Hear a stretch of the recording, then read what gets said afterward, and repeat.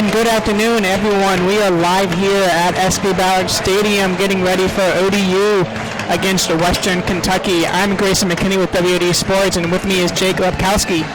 This is your first time in the booth, Jake? Second time, first time this season, first time in Ballard. Ballard, yeah. This is a stadium unthinkable, honestly. Like I'm beyond impressed with the renovations that they've done. The clouds have parted nicely. Look like we're gonna have a nice. I mean, it's still windy. However, it's not as gloomy as it once was. So that's good. Looking forward to watching some good football tonight and hopefully come out with the victory. Yeah, I mean, it's definitely starting to feel like football season. Last week it was a bit warmer than we'd like to have, but nice cool breeze. About 6-7 degrees right now. Sun's gonna go down, and for a good evening. Most definitely, and some key stuff to look for out here tonight is a passing attack from Western Kentucky, who had 2 passing touchdowns last week against UAB. And on top of it, there's a challenge to be held. There's a challenge that is going to be for the defensive backs of ODU tonight in terms of stopping Ty Story, the quarterback for Western Kentucky. Hopefully they can rise to the challenge. Yeah, absolutely. Especially in the look at ODU, should you ignore and let that be the thought that you blame when no one's around you? Say that you gave them reason to support me. I'm everything you taught me, be it from afar. The more treacherous you get, the more calm needs to come out fast and on the ground and really try to get successful in that passing game. For sure. You pointed out to me earlier that Stone has one touchdown pass. Yeah, one touchdown pass. It just means that he's trying to do too much and overthinking it. Hopefully he can make it up tonight. Hopefully Coach Wilder notices this as well and has worked with him all this week. We're under 2 minutes away from kickoff now. Captains onto the field for the coin toss. Interesting thing about the coin toss, listen, if this was your heads or tails, I don't have a guess, my guy. There you go. It is tails! There it is. Started off nice. If we fall aside and offer confusion, I can link with my lens to see what I see if it helps the resolution. Now picture us standing strong together. Western Kentucky is a receiver. I honestly couldn't make it out. However, it looks like that they're going to defend in the wind. So, I guess that means that Western Kentucky really the ball first. Alright, so let's see, ODU gave up some big plays early on last week, including a big 50-yard pass to lead to opening drive quicker for ECU. But other than that, ODU did a really nice job of containing the quarterback and kind of keeping them honest. They allowed some big holes on the offensive line, so ECU had a lot of room to run. ODU's containment was fairly successful most of the night last week. Let's see if they can do that again tonight. Oh yeah, there are a lot of different interesting things that I want to look forward to seeing. For instance, ODU has to get the run going. Last week's leading runner was Stone, and to no surprise to anybody, honestly. That's been the trend the entire season. They have to get everybody faceted. The one thing I will say that ODU's offense does well is that they have spread the ball out. They spread the ball. There were 6 different receivers that caught a pass last week. Well, that's good on paper. None of them had over 50 yards. Yeah, and they're missing Derek Kuma, kind of the go-to guy on this ODU offense, as well as Ballard Stadium. So 2 additions to this ODU offense were absent last week. I haven't seen any play, but he was listed as active, so we'll see how much we see of them tonight. It'll be interesting to see the snap count, I agree. Here we go, man. That music gets me hyped. Yeah, Nick Rice getting ready to kick. Got 2 deep for Western Kentucky, and we're on our way here for game number 3 at Ballard Stadium. Nick Rice, here we go. His kick is fielded about the 2-yard line. So moving the line. Great hit right there by the Alright, so love it. Love to see it. We will bring out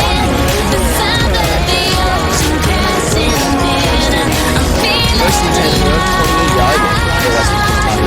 Like I said, Ty Story coming out here for Western Kentucky.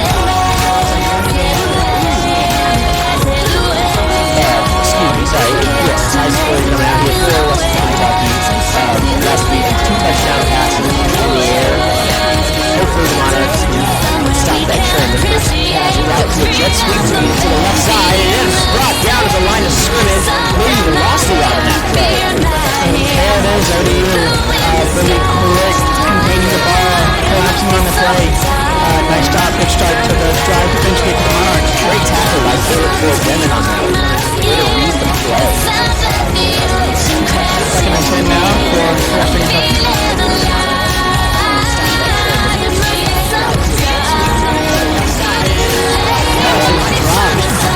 Another great piece of coverage by number 42. Lucky Jackson. Lucky Jackson, not so lucky on that one. No. That was a great read by him again. That's 2 plays in a row. I think he sees the same thing on the tape that we saw. Wait, we'll see what Patrick does here on this third down. A quick play and now for ODU's defense on the first drive would be huge. So you have Story in a shotgun, 2 receivers to his left, 1 to his right. Single man in motion, he takes the snap, he drops back, he's looking, steps up. One to his right, the players pass caught at midfield. I think he's head into it. Head into that play. Three defenders drawn into that drive to the other side.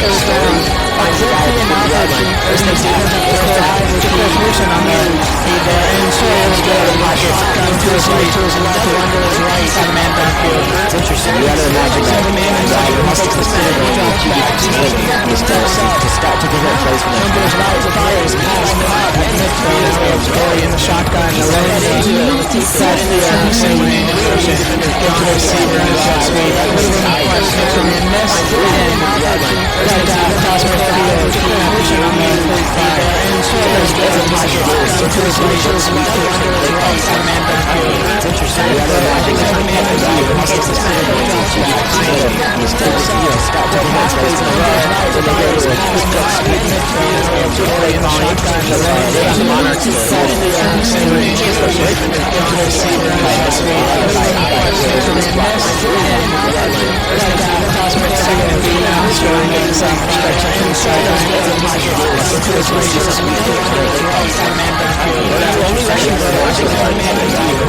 They've had some success rushing for it. You see the blitz up the end.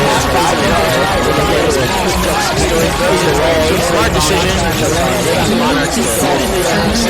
That's what ODU was able to do pretty well last week. We've seen them last this season is they can get pressure with the quarterback that's trying to be a singing cowboy that can rush 4, rush 5, and kind of make the quarterback do what he wants to do. They've had some success rushing for it. You see the blitz up the end. They take third down and 3 here. Story is 1-man backer with 2 receivers to his left, 2 to his right. Story takes the snap, drops back, steps up in the pocket, makes a throw. Wide open off the season is bad throw right there. Picking up a Story off the back foot, had to slide it in there. Misread the road route was going, and the receivers miscommunication on that one. Down there was 3. That's that cost. And Jernigan and Cindy is a receiver. I don't know how to get there, but Story is 1-man backer. 2 receivers to his left, 2 to his right. Bad pass. Story. They were really stepping up a little bit. He's got down to the next throw. Wide open off the season. Bad throw right there. Slide it in there. Misread the route was going, and the receivers miscommunication on that one.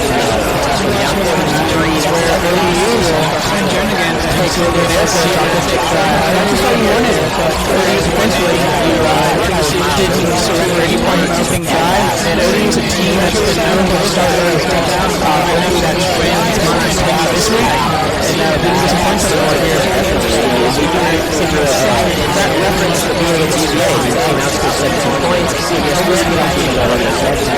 Look at it, we're running a Pleasant State. They were scored on back-to-back possessions. It always seems to be that period of time where the offense just scored out defensively. Lions didn't surrender. They kind of did that today. And ODU's a team that played out to start but feels to come out strong. So we'll see. So kind of looks very well to open up this drive. Obviously, we got to get started. As I mentioned earlier about it, we have to keep your magic to run the ball. When you go like that, you're throwing it away. And that's what makes it really fun.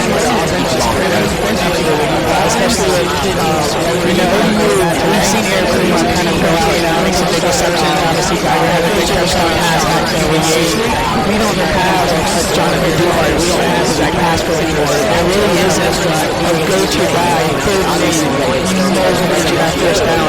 So every defensive lineman on the line to get those 2 or 3 yards early in the drive to make those third downs more manageable for this ODU offense. So it has a lot of new pieces this year. We've seen Eric Reeves kind of build right now, except for sure. Different guys going on to greater pasture. However, listen to his ODU. That's true. It isn't just sure running is good. Those 2 or 3 yards early in the drive. Paychecks much more manageable. Green up in Detroit. This ODU offense. So the offense stepped out onto the field, and we get a look today at still smart the offense. You see a lot of substitutions by ODU.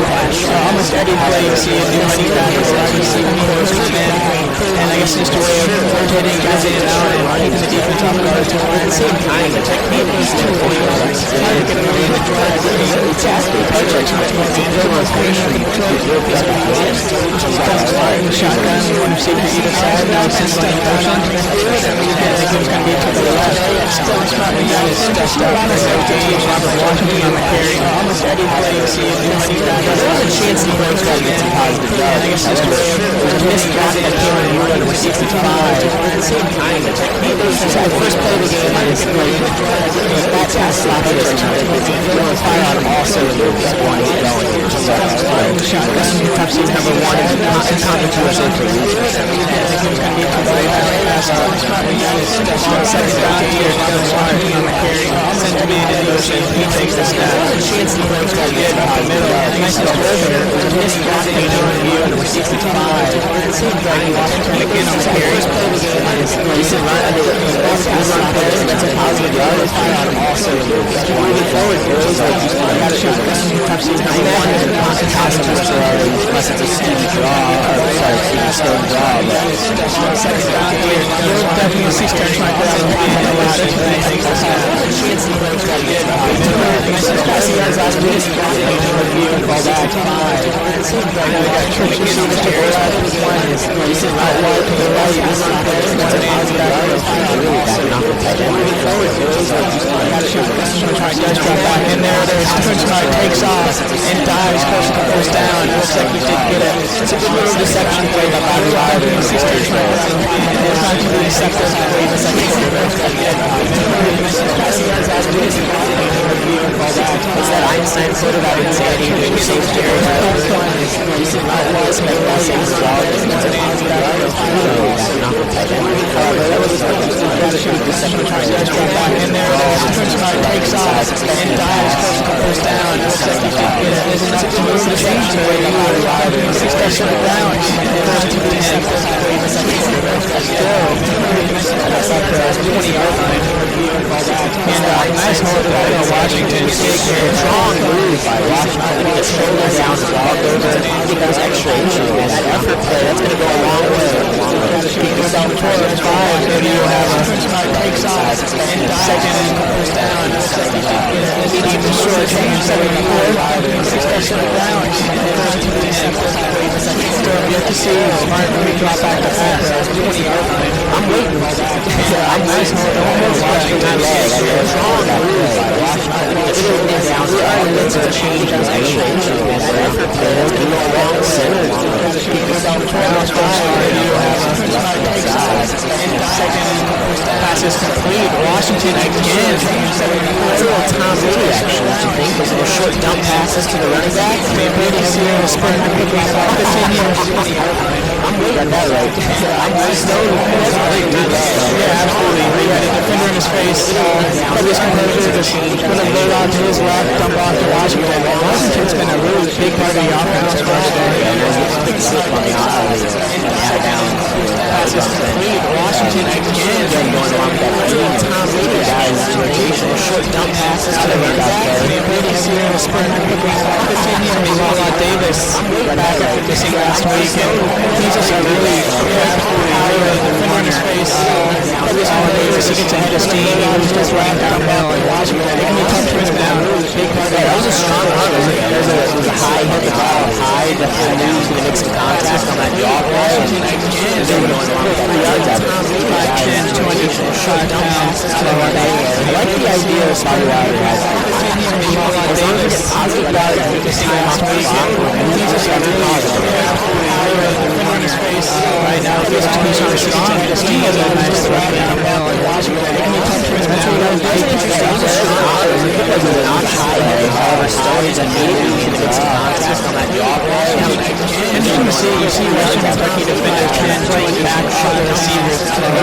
He knows how deep threats. Now, this one is positive on it. He's trying to get there. He's trying to build this chemistry right now. He's on the same number. He's dropping halfbacks in the He's trying to build that repertoire. We saw receivers right now. We're seeing some of these guys are like these guys off the second, you know. Nice run there. Keeps on strong. Deep breaths. That was a great call right there. Nice little halfback dive. Nice little position. Halfback power up pass. Out to the right hand side. Great lead. Halfback down. Takes over the story. Kind of goes down to the halfback. We saw receivers right now. The little drive here is trying to paint this up the territory now. Cross nice wheel there. Keeps on Western Kentucky. 46 yards. Stone's right in the shotgun. Great call. Receivers all wide. Play action. Halfback drive. These are the nice field. Incomplete. That one hurts to see. He was open. He was open on that one on the right-hand sideline. He wasn't tall enough. It's on the right hand. He's 6'2", and he's really 6'4". And the shotgun, he takes the snap. And it's going to be a quarterback draw that is stuffed out. That one hurts. That one hurts. No change there for Stone Smart. He takes the snap. And it's going to be a quarterback. That was a great tackle right there by D'Angelo Malone for that one hurts. Western Kentucky on that play. I mean, no change. Literally gave him no chance at all. But at the same time, you have to be like, great tackle right there. You know, that one hurts. When we watch these games, we can no change. You have Bobby Wilder and no chance at all. But at the same time, you have to be like, great tackle right there. Tonight is how Stone doesn't really throw the ball. When we watch these games, that's the perfect example right there. You tried to but at the same time, it's like, what's the point? You know they're going to come with you. You have to throw the ball. Watch these games. That's the example right there. You try to throw the ball. It's going to be down. At the same time, it's going to be Eventually, you have the situation that's down to 6.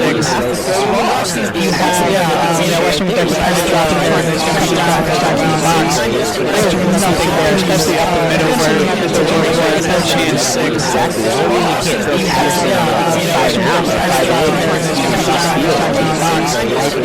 hard to really justify a big call. It's hard to justify a decision by Stone.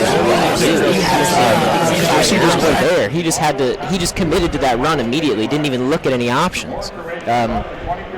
You hate to see it, but luckily the defense looked really strong the last time out, so hopefully we can get the ball back without giving away anything.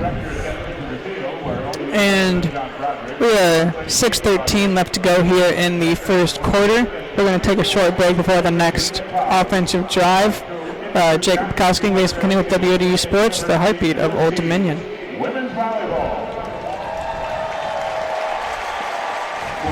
place that gets me. Where I come from. Where I'm heading. To put my experience into action. Turn my skills into enterprise. Innovate. To learn on my terms. To develop my own passions. Encouraged by my faculty. Supported by my campus. Make a difference in the world. Create my own traditions. Old Dominion University. Your future success begins here.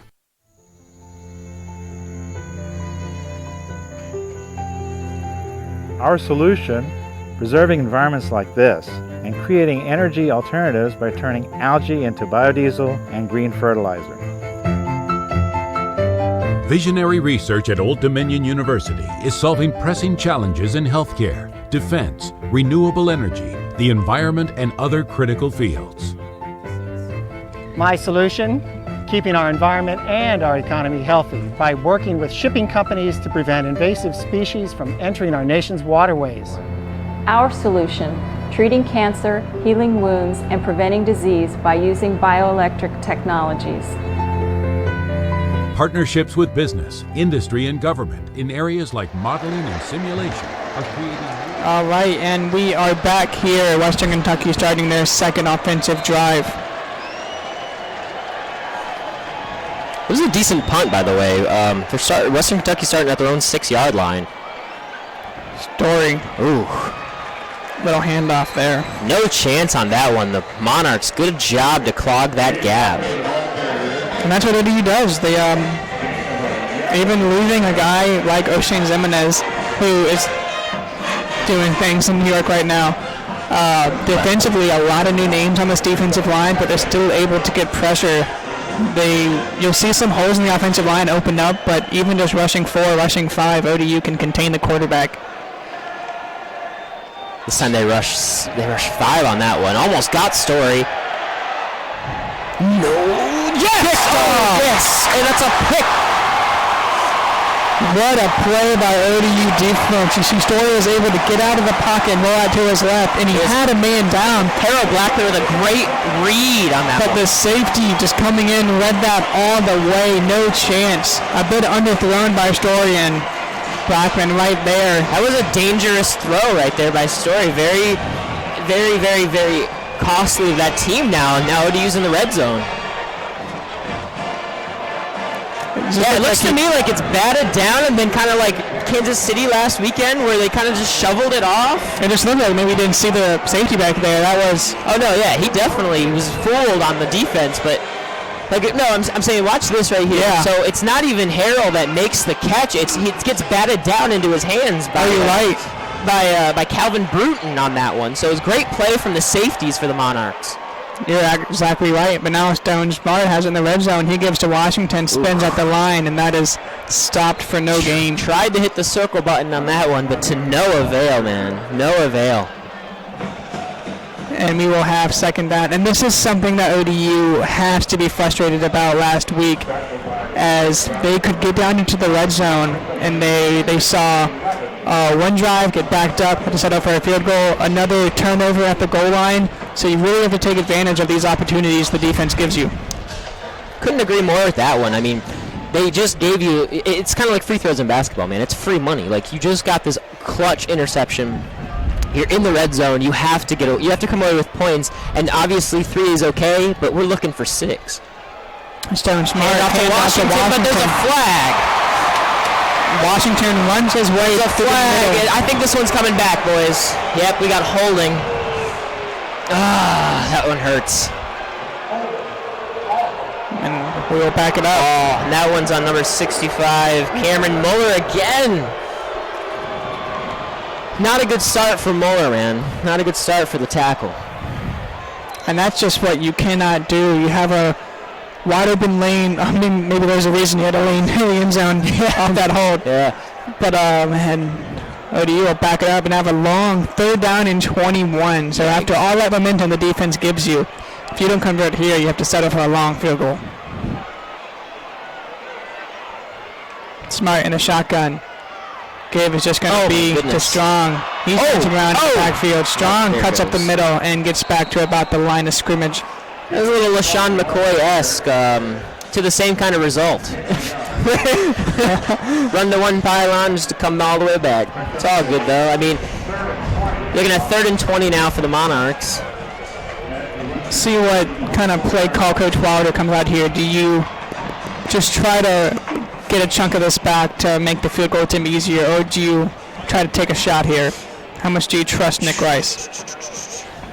Well, with how windy it is today in Norfolk, you can make the case for both. You really can. The wind, when we were down on the field earlier, I mean, you could tell it was pushing everything over to the left-hand side. I think Rice obviously understands, but, here we go. Smart. No, they're losing the ball. They're calling it no whistle blown. That's a fumble. Oh, it's coming back all the way. Western Kentucky silences this stadium. Oh, you got to be kidding me on that one, boys. That is not acceptable. Stone Smart just trying to do a bit too much on that one.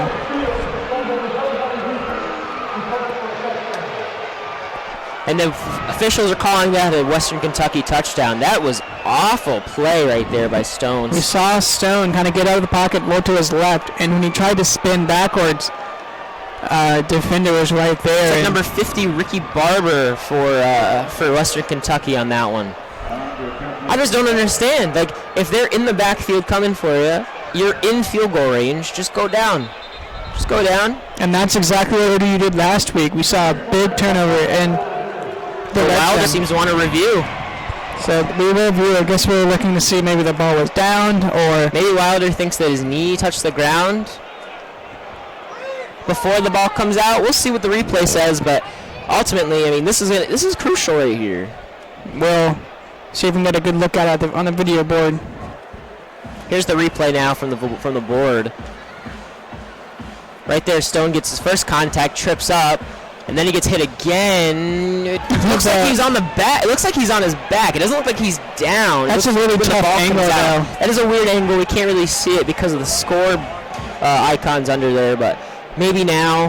Here we go. The ball's out to the left. No, it looks to me like the ball comes out. Right there. Yeah. But then again, his elbow could be on the ground too. That's a weird angle, like you said. Here we go. First contact. Ball touches the ground, and then here comes the defender. I don't know, man. I think that's Western Kentucky ball. I think that's a touchdown. Yeah, I mean, it's hard to. Do you have enough to overturn this? The angle is kind of weird. Actually, excuse me. On that play, it was D'Angelo Malone, number 10, the defensive end for the. For the Hilltoppers. So we'll see what the call is here. Fristo's running back, and looks like we're heading back down. Oh wow! Okay. So I don't know if maybe they saw when he downed the ball, or maybe he did that. Well, we'll find out right now. They're about to come out of the PA. But if this does go ODU's way, that's a huge break to hopefully get away with 3 points here, salvage this drive.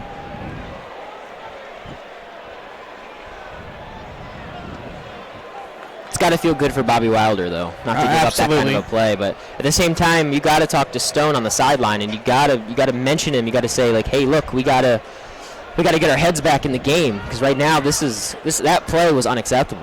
Really, it was. That is not a D1 play. That is a middle school mistake right there. You have to get the ball away. If you're under that much pressure, you have to hold on to the ball, one, but also you have to be smarter with the football. We see Stone make a lot of these plays where he just A, tries to do too much, or B, he'll take a hit, and you just have to be smarter. There. Oh, maybe he wants some face mask right there. No? Try to take him off, just take his head off. He's down at the 45-yard line, or down at the 35-yard line, excuse me. Now, you're more familiar with Nick Rice, obviously. Does he have the leg? I don't know if he has the. I mean, because at the 35-yard line, you're looking at about a 50-yarder. So. We're looking at like 4th and 31, so we really don't have a. Looks like they are sending out. They're sending out the punt team, yeah. Yeah, especially with the way it is like today, and you don't want to really give up that field position. Nice little squib punt right there. Down at about the 5, so another good play by the special teams of ODU. It's a good punt. Remember coming in, I said that special teams is going to play a big part in this game. So. All right, so we will reset everything back to where we were when Western Kentucky's last drive started. First and 10 at around the 5-yard line, and hopefully the Monarch defensive backs can come back and do the same result. Absolutely. They came up big last week, especially in the second half, forcing 3 turnovers by East Carolina. And ODU is really unable to capitalize on many of them. And that is the case today as well. Defense giving you great field position, and you just go the wrong way. You end up catching a break that you didn't give up a touchdown. Yeah, it's got to feel good. It's got to feel good, like for both sides. I mean, even from Western Kentucky's perspective, like yeah, obviously you prefer the touchdown to the touchdown call to stand, but coming away without them scoring when they were that close, I mean, that's got to feel good too, you know. Sucks for us, however, but it's okay because there's a chance for safety. I'm feeling, you know, I'm feeling it, feeling it. The pressure they've gotten on Story today. Yeah, absolutely. Let's see if the iFly T-shirt guys can get this shirt up here for me. What do you think? I don't see many arms down there. Let me just say, if Big Blue could make that throw up here to the press box, he's the starting quarterback, or she's the starting quarterback for that matter. Made it about 3 rows up. Maybe I overestimated. So we got about 3 minutes left to go here in the first half, and despite the 0-0 score, we've seen a lot. Definitely, it's been way more of it's been a very entertaining first quarter for sure. A lot of strong defense in this game. Some standouts obviously are the safeties of ODU for sure, just ball hawking all night. So it should be a very, very fun game moving forward. See if we can take a look at what's going on around the CUSA. As you mentioned before, Western Kentucky in first in the CUSA as they are 2-0 already in conference play. What's interesting about ODU's schedule is that this is our first conference game this season. Yes, and these are the ones you want to kind of take advantage of. Oh, absolutely, especially at home, you know. We are 1-1 at home, and like I said in the pregame, we got to climb over that Mendoza line, man. We're trying to get over that 500, trying to protect the Palace. And the Western Kentucky offense making its way back onto the field. 3:08 left to play in this quarter. Let's see if we can get a stop here and get a score. We'll see Story give up the middle. Nice run play there, gain of about 6. Nice strong stop right there. I mean, obviously give away some yards, 5 yards on that play, but good recovery right there by the ODU linebackers. Western Kentucky will have it 2nd and 5. Story with 3 receivers to his right, 1 to his left. Sends a man in they motion. drag over one. Okay, there we go. Oh, up the middle. Nice. Is that enough? Looks like it might be enough, but nice open field tackle at the chains are moving, man. legs. Got Walker on the carry there for Western Kentucky.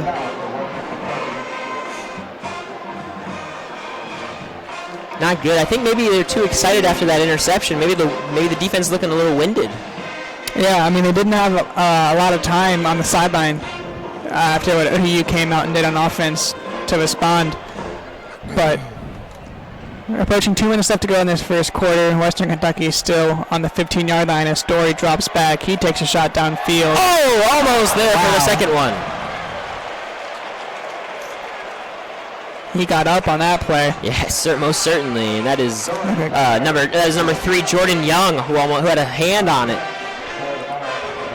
Would have been pretty impressive, that's for sure. But so now Western Kentucky will. You got to think Coach Jeff Jones wants somebody like that on the floor. Oh yeah, basketball this season. But he could box out. Story has it. I definitely wouldn't want to see Jordan Young in the paint. That's for sure.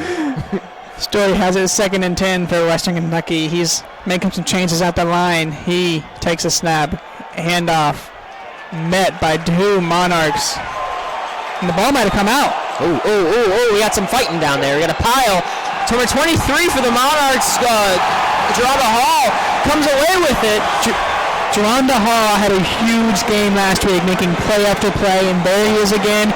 And just like I said before, we're right back where we started with a defensive turnover in the red zone, and ODU will take over. Score. You cannot afford to come away with a goose egg this time around, my guy. Like, we have to move forward. You have to get some points on that board. ODU will have it on the Western Kentucky 12-yard line. That is a really bad fumble right there by number 5 for Western Kentucky, Gage Walker. All right, we'll see what ODU can do on this time, given a second chance down here in the red zone. Excuse me, Gage Walker. Sorry about that. Stone Smart sends a man in motion. He's just going to keep it himself. Yeah, let's just run into the pile. Yeah, that's a good idea. Stone's still on the ground there, slow to get up. Fans really not liking this run offense anymore. I think it's kind of worn off on them, you know. I think they've seen enough quarterback draws for the rest of the season. I mean, he just thinks he's the Bo Jackson cheat code, doesn't he? And we will try it again. 2nd and 9. Ball at the 11. Stone Smart. Washington in the backfield. He drops back to pass. Here we go. Here we go. Smart getting out of the pocket up the middle. Gets it to about the 10-yard line. Anything positive? That was actually a really good read. I mean, the pocket was collapsing. Stone steps up, makes the run, gets to stay, you know, at least gains a yard out of it. Now we have 3rd and 8. Ball at the 10-yard line. After 2 non-creative play calls, what are we going to do here? Wilder seems confident on the sideline, so let's see. Looks like we got Hassan Patterson out right and trips receivers to the left. And on this one, you have to, if he can trust Hassan Patterson to make that one-on-one, I mean, I would do it. I would do it 100% of the time. He's all alone out there. Drops back. He's going to run up the middle. Smart to his right. Makes a man miss, but is bottled up inside the 10 at about the 7-yard line. You know, I've said this already, but tonight I think this is probably going to take us down to the quarter. However, insanity is doing the same thing over and over and expecting, you know, a different result. That was pretty poor to watch. Yeah. Very, very unimpressed with that offensive play calling. Stone seems pretty upset on the sideline right now. And that is the end of the first quarter. We are still scoreless here in Ballard Stadium, but ODU will bring out the field goal unit, and we will take a short break. I'm Grace McKinney with WKU Sports, the heartbeat of Old Dominion. Hurricane evacuation safer and smoother. My solution: harnessing the power of cold plasma to create innovative tools for the medical community. Our R&D contributes nearly $1 billion annually to the regional economy, enhancing the growth and vitality of our state and our nation. Our solution. That's Idea Fusion. That's Old Dominion University.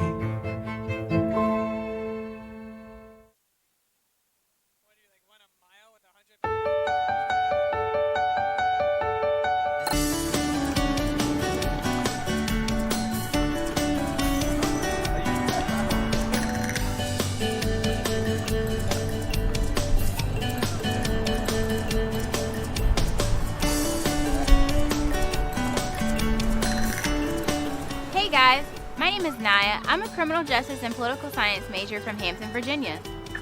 My name is Zach. I'm a junior studying business administration from Warrenton, Virginia, and we're out and about in Norfolk showing you the Hampton Roads area.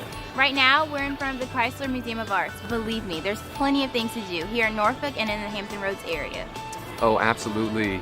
In my free time, I like to go out and check out the Hoffler Creek Wildlife Park and take a hike, or maybe go to the boardwalk down at Virginia Beach, and go down to the Ghent area and check out the movie at the Narrow. Or you can go see a concert at the Norva.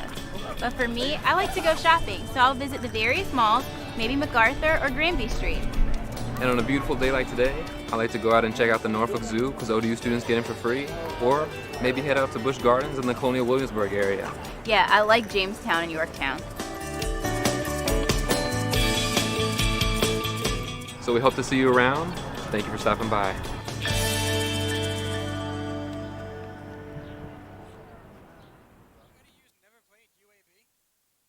I need a place that gets me. Where I come from. Where I'm heading. To put my experience into action. Turn my skills into enterprise. Innovate. To learn on my terms. To develop my own passions. Encouraged by my faculty. Supported by my campus. Make a difference in the world. Create my own traditions. Old Dominion University. Your future success begins here.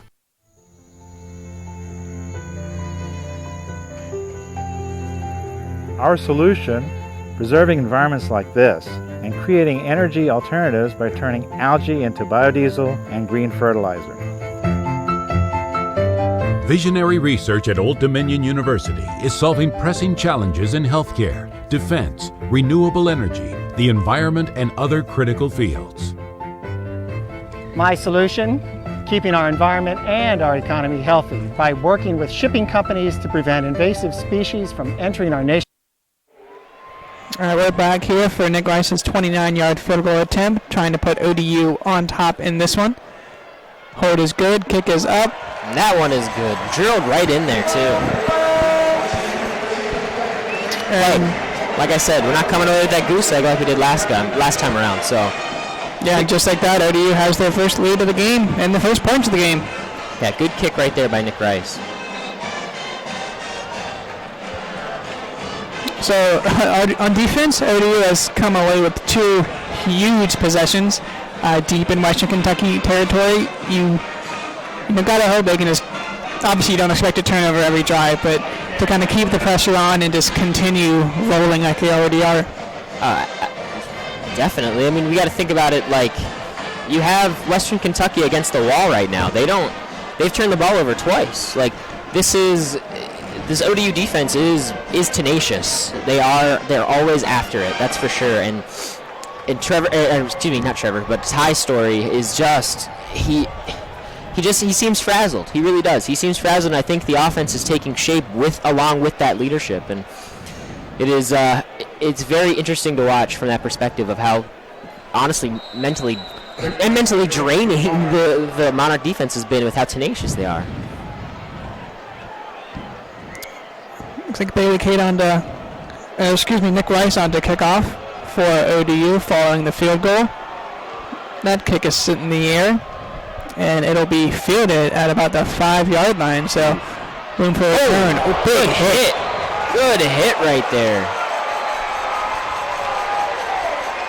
Big hit by Demetrius Stitman, the linebacker.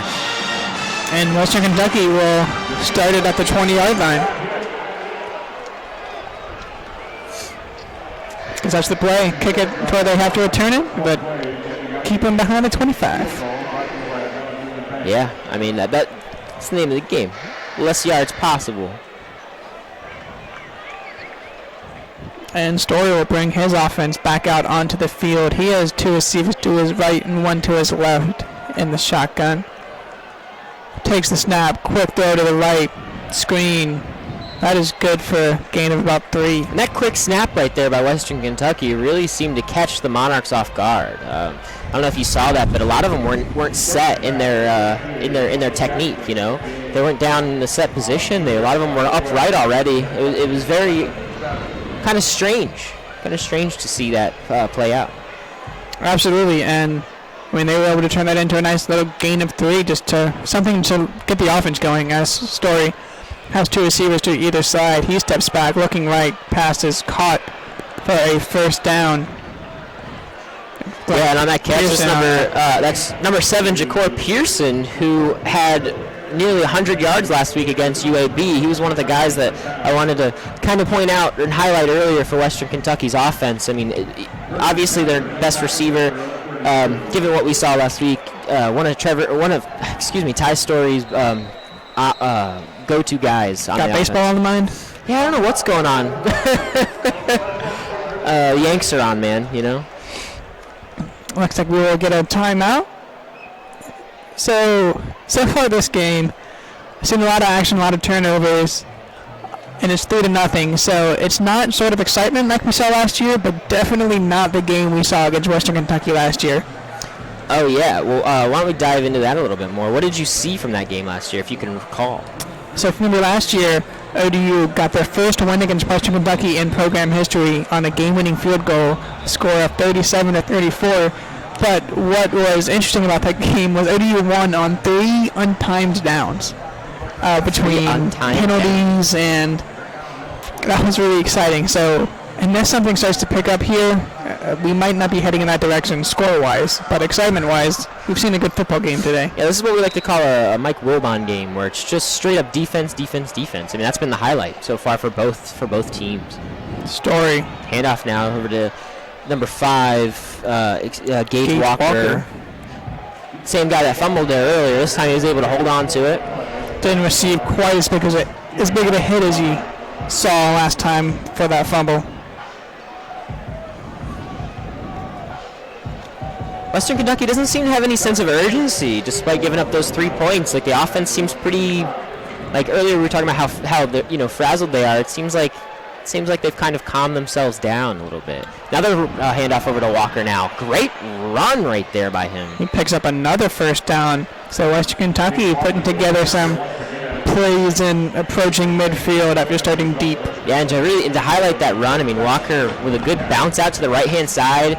Just good, solid running right there for Western Kentucky. Western Kentucky getting to the line pretty quickly. You don't see as much urgency, but they're definitely not stopping in the huddle as Story will send a man in motion. He takes the snap, drops back, rolling out to his right, still looking, fires downfield, caught wide open. Big gain there for Western Kentucky. Yeah, number 16, Quinn Jernigan right there, open for the large gain. Just a lap in the defense. I mean, that was a quick, the play kind of collapsed, and Story went out to the right-hand side, and Jernigan made a right call coming across the field for that catch. Gain of about 28 on that play. Got to exploit the holes when the defensive backs are dropping back as far as they were. I mean, the safeties for ODU were back at about the 20-yard line, about like a 25-yard line, I'd say. So very interesting. Story out to Walker on the little screen. That is good for a gain of about 2. And we've seen when Story can kind of create a little bit of time, get out of the pocket, and give his receivers more time, he's able to find those openings. But when ODU is able to get pressure, really collapse the pocket quickly, that's when Story starts to kind of make these errant throws, and he just doesn't have anyone open. Yeah, you got to get a chance to get him kind of phased. You got to get the defense to penetrate through. Maybe that has to do with blitzing. We have to go on that edge blitz again, like we were doing earlier in the game. Looks like ODU will send quick pass there. Caught, nice spin move to get the first down. And you got to highlight the block right there by Cole Spencer, swing tackle for them. That was a strong block right there to get the defensive end off the ball, and Western Kentucky took advantage. Looks like Stephen Duncan there on the reception, quarterback.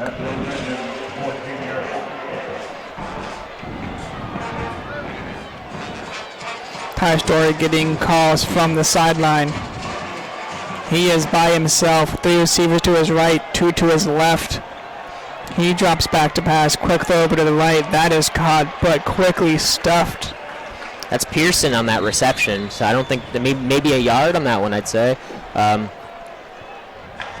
was a better defensive front right there for ODU on that Absolutely. play. Especially when you have 5 receivers out wide.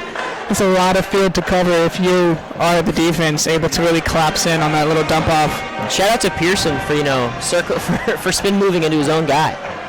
Looks like a collision right there by him and the lineman. It looked like they were really trying to just spread out the field to create some room up the middle.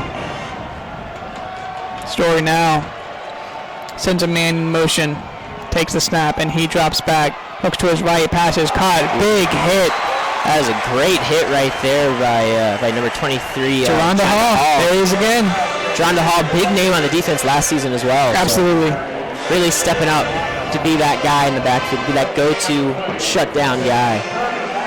So now have a big 3rd down and 9 here for Western Kentucky. Ball on the 13-yard line.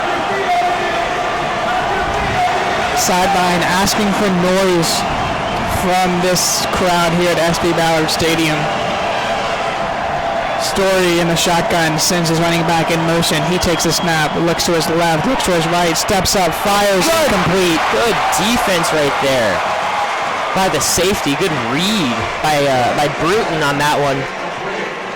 Way to step up and stop that play. Absolutely. So Western Kentucky will settle for a field goal attempt.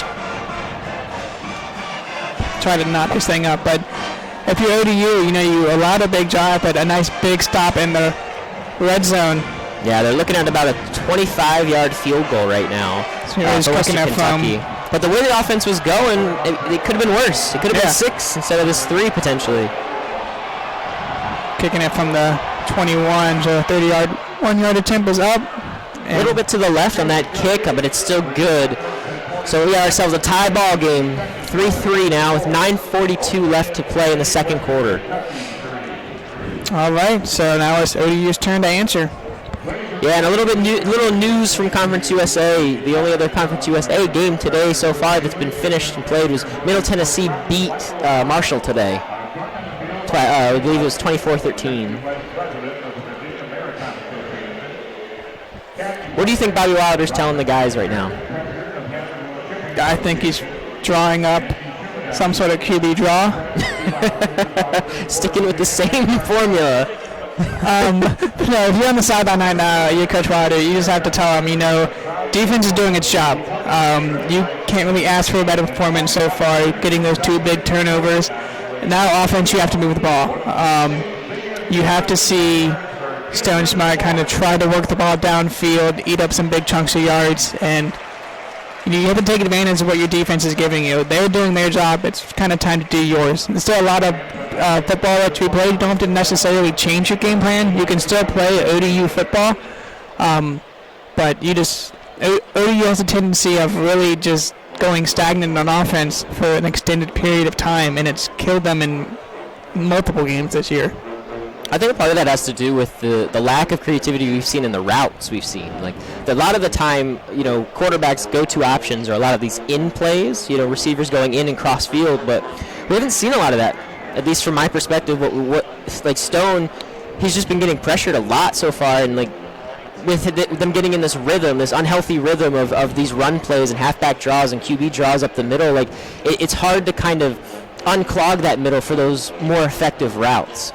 So hopefully Wilder can understand this and kind of get these routes going, get these guys to really hit it hard before to help out their quarterback. And that's something we've seen. There's almost a substitution every single play. And ODU isn't a team that likes to huddle. So these guys coming in are getting the play calls, presumably from the sideline. Yeah, before they come into the game. It's this weird K-gun by committee where it's like a hurry-up offense almost. But at the same time, if it's not working, you have to be able to kind of eat up these chunks. Yes, you're running the ball more, so you're eating up time, but at the same time, you could do the same thing in a huddle to kind of give your offense a chance to rest, to give your linemen a chance to take a breath. Because if you continue with these quick offensive drives, your defense will presumably become less effective. There's a kick in the end zone. Oh, he's taking it out of the end zone. Okay. And he probably should have took the knee. Gets out to the 20. What do you think about that? What's your take on that? Taking the ball out of the end zone.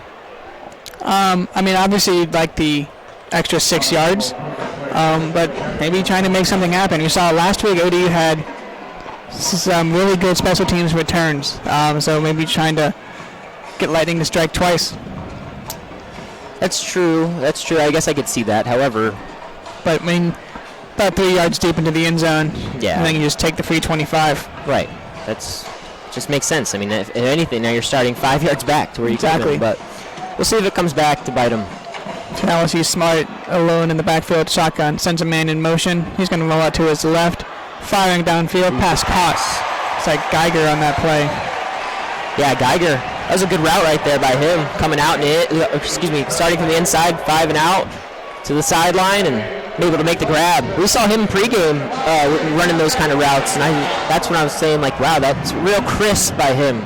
So good start right now for the Monarchs, now out to the 34-yard line. All right, ODU has another first down. We got 2 running backs in the backfield and 2 receivers out to Smart's right. Smart takes the snap. Handoff's going to be to Washington. Cuts to the inside for a gain of maybe 1. That extra effort right there, though. No whistles being called. Might have pushed it up. But still, he was met at this line of scrimmage and was able to get 3 yards out of that. And those are the hustle plays you want. Yeah, I'm a big fan of this 24 Washington. Washington, 5'10", 220. So a nice strong guy can kind of keep his center of gravity low and just really. Yeah, I know you were talking about earlier about how, Keyshawn Strong's more of the power back, but Washington's got his own fair power himself. Yeah, between Strong, Davis, and Washington, these are 3 really strong running backs. Stone Smart now sends a man in motion. Play action, runs to his right. pass caught, but shoved out of bounds. Ref down, ref down. Seems to be okay. Not much of a gain there on that play. Not much of a gain. They're not really weird play call. I kind of get, trying to get something out of it, but Cornel Hendrick going out of bounds really wasn't given a lot of wiggle room there, man. Back at the line of scrimmage, 3rd and 7. And this is kind of what you don't like to see if you're ODU. On your previous set of downs, you get a nice pass play on 1st down, and now, 2 quick plays lead you to a 3rd down and long. Smart looks to his left. Pass is caught by. Oh, is that picked? That might have been picked. Oh, my goodness. And it looks like it is. Stone with the. They're calling. What are they calling it now? The play is obviously dead. I think Kentucky has the ball. Stone Smart trying to get to Geiger on the little screen out to the left, and he just threw it over him. That is an interception right there. That is very poor play. That was not a good throw at all. I mean, we can watch it again here. It was a fullback trying to make the grab and just wasn't high enough, man. Like that is really poor execution right there. But it was a great heads-up play by the Western Kentucky defender. You're trying to give credit where credit is due. You're trying to lead the receiver to get him to run into the ball, but you just Stone Smart threw the ball a little too high. And now Western Kentucky in great field position. They have the ball at the ODU 32-yard line. Story sends a man in motion. Here comes the pressure. Oh, no. Got a little flick play. Back to Story. There it is. ODU all over that. No avail. Great pressure right there by ODU.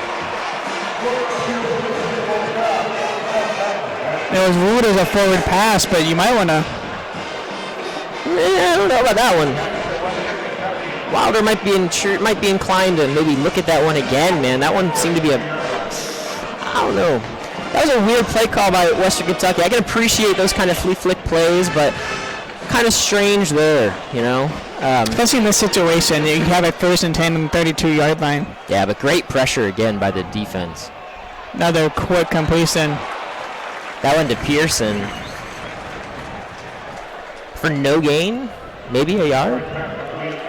Yeah, so you get a yard on there. So we got 3rd and 9 now from the 33-yard line. Yeah, this should be huge for ODU if they can get a quick 3 and out following the turnover. And you can kind of hear the thunderous roar from the Monarchs here. Story steps back into the shotgun. He has 3 receivers to his right. ODU looks like they might try to rush 4. Oh, he might go off. He did. This is a free play, but it's picked to no avail. Oh no, that's 2. What are you thinking? What are you thinking, son? What are you doing?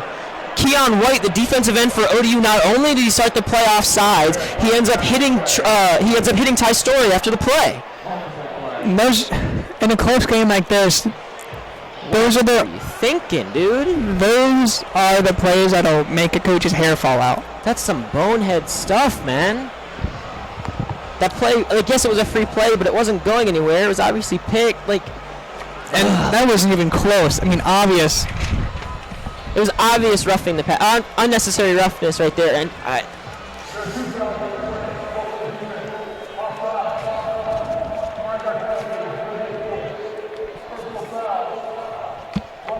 or it is a roughing the passer call. Wilder looks upset, but it's that's just something you can't do in that situation. How can he even question that? It's like he didn't even see it. Unless he's upset at ODU. I mean, he should be upset with his own guy, but maybe he's upset with the positioning of the ball. Maybe he's upset with the 20-yard gain. So you have a 3rd down and 9, maybe just at the range of field goal position, and now you have a 1st and 10 on the 13. Right. So yeah, exactly. It's very frustrating for me up here in the box. I'm sure it's just as frustrating for the defense down there. They've been working so hard all night to have something like that come around. So now Story New signs of life on this drive for Western Kentucky. He sends a man in motion. He's going to take it himself. The ODU special quarterback draw. Gain about 4 on there. Yeah, Ty Story gets to the 4, so now they're at their own. They're at ODU's 9-yard line. Oh, it's a gain of 5, excuse me, so now they're on their own 8-yard line. 6:20 left to play in the second quarter. Little substitutions over here. Interesting that Pearson's out of the game now for Western Kentucky after leading them in receiving last game against UAB. We'll see what Western Kentucky can do here in the red zone. Story sends a man in motion. Hand off to the receiver, running to his right. This nice speed on the play to get inside the 5. Yeah, that was a dangerous cut right there. He could have easily broke away for that score. That was a good heads-up play by the linebackers. You just really saw him kind of turn on the speed there at the end of the run when he kind of cut inside. So it was a gain of about 2 on that play. So now you're looking at, oh, excuse me, I'm sorry. It was a gain of it was a gain of 8. So now you're at first down, a whole new set of downs for Western Kentucky. Well, obviously you don't want to do that, but it beats giving up a score. So from the 3-yard line, they give it to Walker. Is he in? I don't know. ODU doesn't seem to think that he's in.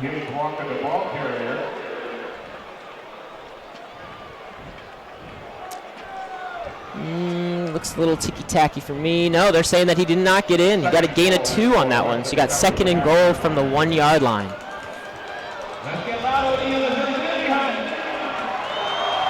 Western Kentucky knocking on the door here with 5 minutes left to go in the first half.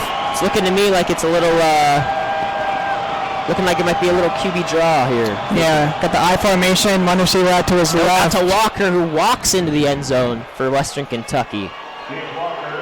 Western Kentucky scoring the first touchdown of the evening, puts them up 9-3. And the point after attempt will be up next to give them a 7-point lead. Yeah, but you have to refer back to number 6. You have to refer back to the 2 penalties. You know, it's very frustrating from a coaching standpoint, like to have that kind of boneheadedness on the field. Extra point attempt for Western Kentucky. Looking at about a 15-yard field goal. Kick is up. And it's good. Western Kentucky converts the extra point and giving them a lead 10-3. And you mentioned you have to look at those 2 penalties, but you also have to look at early on in this game where ODU had it in the red zone following the turnover. Oh, absolutely, yeah. And they were unable to come away with any points.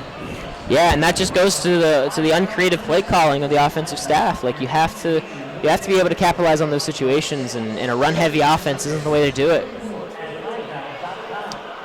But ODU will get the ball back with plenty of time left here before the first half. It is over 4:50 left to go. Obviously, you would like to see a touchdown on this drive, just kind of answer back. And yeah, Stone has to think that he has to answer back. I mean, he just threw that interception on a really poor throw, poor decision on that one, and he has to battle back. It has to show us the mental toughness that it takes to be a starter for this team. I mean, this could be the difference. We see ODU with only 1 turnover. Western Kentucky turned it into 7. Yeah, and that's the thing. You have to get points off turnovers. And ODU only has 3 points off multiple turnovers.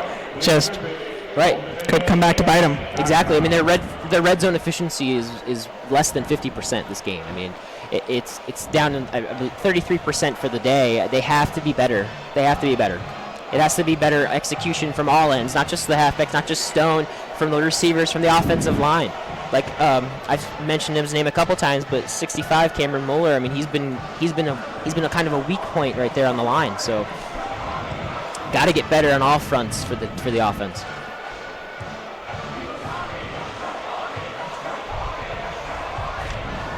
But temperature really starting to come down here. Yeah, but these lights, just think about SB Ballard Stadium, man. Like it is such a nice facility. Man. Like, I can't stop thinking about it. Like, you have to remember last year when they kind of turned off the lights at Foreman Field and turned on the lights for SB Ballard, just the difference I mean, night games here are fun because the lights are bright, stadium is loud. Yeah, the stadium's definitely loud. These Monarchs are killing it. It's parent weekend, man. Parent weekend. We can't have these angry parents going home with a loss. I'm just in awe at this stadium. I'm telling you, it's so nice. Just how much they were able to do in such a short amount of time. Oh, I know. Here we go. The kick for Western Kentucky. And they're going to let that one bounce out of the end zone. And ODU will take over at the 25-yard line. I don't want to say we have to pass more this offensive drive. However, I wouldn't be surprised if we start off with a run and then kind of work our way through there. Kind of try to get, to be an effective chef, you have to kind of throw in some stuff just to get the flavor going, So to do that, let's try to get some yards. You see how deep Coach Ballard reaches into his spice cabinet. Stone Smart in the shotgun with 2 receivers to his left, 1 to his right, 1 back. But high snap. Give it to Strong. Gain of maybe a 1 there on the play. I know, obviously, in terms of productivity, that play wasn't really that significant. But that snap high, and for Stone to be able to recover and get that play off, that's good. That's well done. Absolutely, and we continue to see substitutions here on the offense as ODU will take over 2nd and 8. Just in and out. Approaching 4 minutes to go it's here like in the first half, game, dude. It really is. Smart rolls. Smart decision there by Stone. Smart decision there by Stone. He throws it away, rolls out to the right, nothing's there. He looks down at both of his options, nothing's there. He's not going to throw across his body. He's not going to make those kind of mistakes. He's already done that once, so he can't. He doesn't want to do it again. And I know, obviously, now it's 3rd and long, 3rd and 8 from their own 27, but they have to.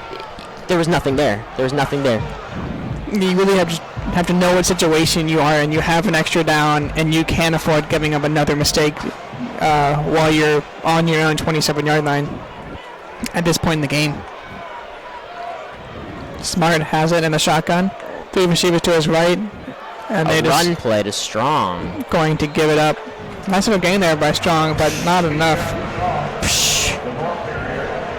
Yeah. You kind of see a little frustration there from ODU from the special players, from the specialty positions, excuse me, and I can understand why. Completely justified on that one, specifically from number 83, Jake Harslow. So it just, these things take time, and obviously 2nd down, the play just wasn't there, and you did start off with a 2-yard run, but these things happen anyway. So the punt's coming. Oh, that was close to being blocked. That might have been tipped. It might have been tipped. And all right, so they will get it. Western Kentucky will get it at their own 27-yard line. It's a 42-yard punt. When you see if it was tipped, to get 42 yards out of it definitely is a positive. But you see Bailey K kind of take the snap and almost kind of hesitate before taking a few steps up and doing almost a rugby-style punt. Well, yeah, and it was, it's kind of, honestly, it takes a lot of cojones to really to do that because of how you saw the penetration that Western Kentucky had on that play. That guy was right there. He was able to get a hand on it. So, at least it could have been worse. That's all I got to say. Last week we saw that happen. We saw the block punt into the touchdown against East Carolina. Yeah. Luckily we didn't have to deal with that this time, but it was definitely teased. So still plenty of time here for Western Kentucky if they want to get something going before the half ends. 3:13 left to go here in the first half. Western Kentucky leading 10-3. Yeah, you got to imagine that that Western Kentucky really wants to put some salt in the wound here. Absolutely. If you're Western Kentucky, you want to pull ahead as far as possible going into halftime, knowing that ODU last week had that near comeback against East Carolina, scoring 3 touchdowns in the second half. But if you're ODU here, you want to make sure that you can go into the locker room just down by 1 score. Yeah, definitely. I want to be down by 1 score as opposed to 2. That's just sports in general, but well, I don't want to be down at all, however, but you know, coming back, you obviously want to be coming back from the least amount of debt as possible. But you know, I will attest to this though, and that is that these Monarch fans are really still engaged in this game. They're not, you know, they're not swayed at all by the pick and then the ensuing score. They are not at all phased at all. So this is good. No, I mean, they want obviously to see the Monarchs do well. You know, it helps when you have a nice stadium to sit in to watch a game. But you know, ODU struggled for the past. You know, this is the past 2 years in football following that bowl win back in 2016. Right. So, I mean, ODU's kind of starved for just. We had those big wins against Tech and Western Kentucky last year, but ODU starved for just consistent success. So we want to see this team do well. Of course.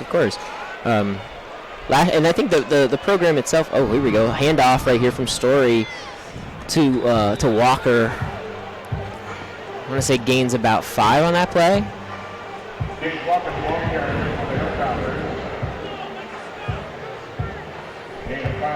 Yep, gain of 5 on the play for Gage Walker. Seems to me like they're just, I mean, this is going to be what's going to happen. Like, this is it. Like, they're just going to run down to the 2-minute warning, and if they get positive yards, they get positive yards. Maybe try to get in the field goal position. Yeah. Ball right now on the 28-yard line. Walker again, this time stopped in the backfield. Clock continues to run for little to no gain. Yeah, no gain. So no gain in the play. Was able to get back to the line of scrimmage. Be 3rd and 5. 3rd and 5. Here we go. Fans getting loud here. We want to stop here. And then looks like he will probably take it down to the 2-minute warning. Story. Oh no! Takes a snap. He drops back. He's looking down the right. Oh, did he get a foot down? And oh no, they're saying he was out of bounds. Saying he was out of bounds. Oh, there's a flag in the backfield. What do we got?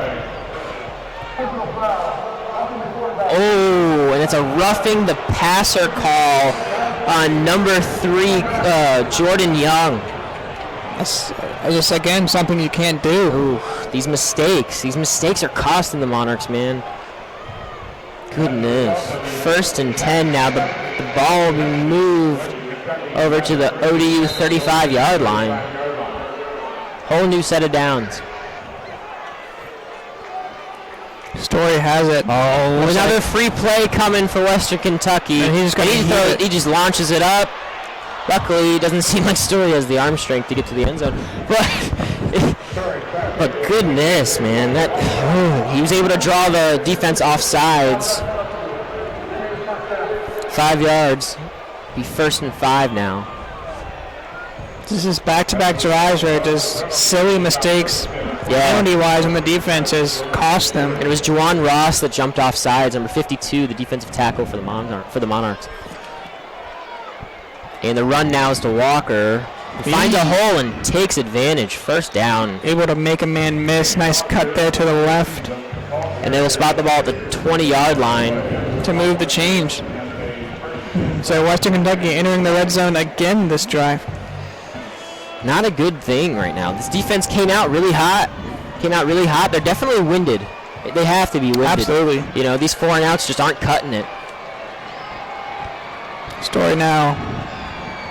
Moves a man to the inside. There you go. There's a good defensive stop right there. Was able to. I think the Hilltoppers may have been able to get a yard out of it. But it was a good tackle at the line of scrimmage there by the defensive tackle. Clock continues to run, approaching 1 minute now to go here in the 2nd quarter.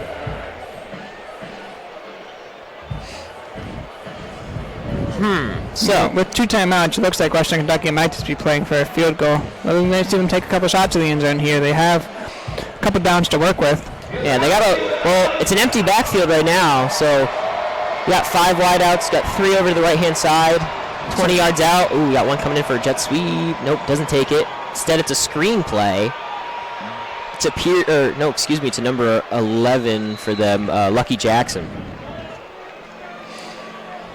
Clock will continue to run, under 30 seconds now, and looks like we will get a timeout. Get timeout here, 3rd and 5 from the ODU 15 when they come back. 28 seconds left to play here in the first half, excuse me. So I mean, this is just another kind of gut punch for ODU. You have them potentially with a 3rd down, and then a roughing the passer penalty, an offsides penalty, and just some holes opening up. Now Western Kentucky again ball on the 15-yard line. Yeah, it's just it's eye-opening to the repercussions for mental mistakes, man. And I think, come halftime, Wilder's got to get to the defense, and they got to say, like, hey, we know you're tired, we know that you're winded, we know that you've been punched in the face, but we can't afford to have these mistakes anymore. They've been penalized more. I believe Western Kentucky has 1 full penalty the entire first half. Yeah. Compared to ODU's 5. I mean, that's unacceptable. That margin is crazy. Story sends a man in motion. He drops back, looks to his left, looks right, and he's going to take the sack. And that is a awesome effort right there by number 52, Juwan Ross, defensive tackle. Might have knocked him out of field goal range. Ball's going to be marked at around the 30, so it'd be about a 47-yard field goal from that spot. We'll see where it is marked. We'll see where they spot that, because the ball does come out. If they threw it, and it might have been the pass might have been behind him. Yeah. So we'll see. They never did mark it down when the whistle didn't blow until the Western Kentucky receiver was able to get it and go out of bounds. So I'm curious to see where the spot comes. That's the play you needed on defense. Just push them back. Definitely. Juwan Ross really coming up clutch right there. Absolutely. So we're going to have it under review here, according to the umpire. I mean, I think either way, the spot wouldn't be changed that much, because if you saw where Story went down, he was just kind of able to throw it almost directly to the sideline. So I might give him a couple of yards, but I mean, I don't think it moves them inside the 30. Right now, the ball is spotted at the 33. Yeah, the ball's spotted right now, like you said, at the 33-yard line.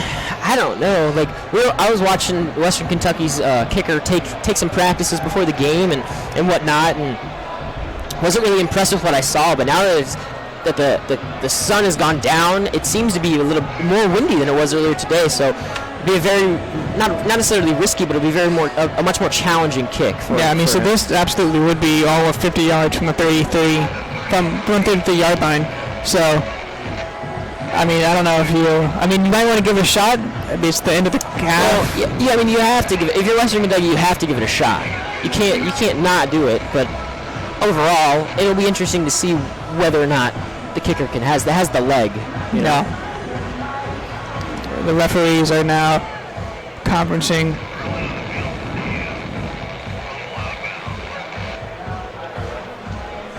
But they did move the ball to spot it at the 33. So it looks like, I haven't moved the ball yet, so it looks like it might stand out of bounds at the 33, but it looks like we will be getting the call here shortly.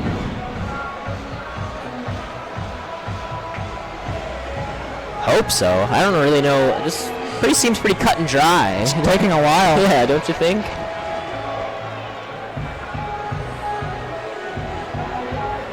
Coach Wilder on the middle of the huddle trying to communicate. Well, at this point, he's got to say, hey, if I'm Bobby Wilder, I'm going to Juwan Ross. I'm saying thank you. Yeah. Like, thank you. You really saved my tail there. Like, here we go. Here comes the call. Yep. So it's a backwards fumble from Story. Luckily, they were able to recover it, but it's at the 33. So we're looking at 4th and 5. No, excuse me, 3rd and 5. Because the defense is coming back on the field. Wow. No, sorry. Scoreboard difficulties. We were facing a 4th and 23, and the special teams defense now coming on. They are definitely kicking this. So ODU does have a man in the end zone ready for the return. Yep, it is Hall. Geronda Hall there, ready to return. Oh, it looks like Western Kentucky wants a timeout.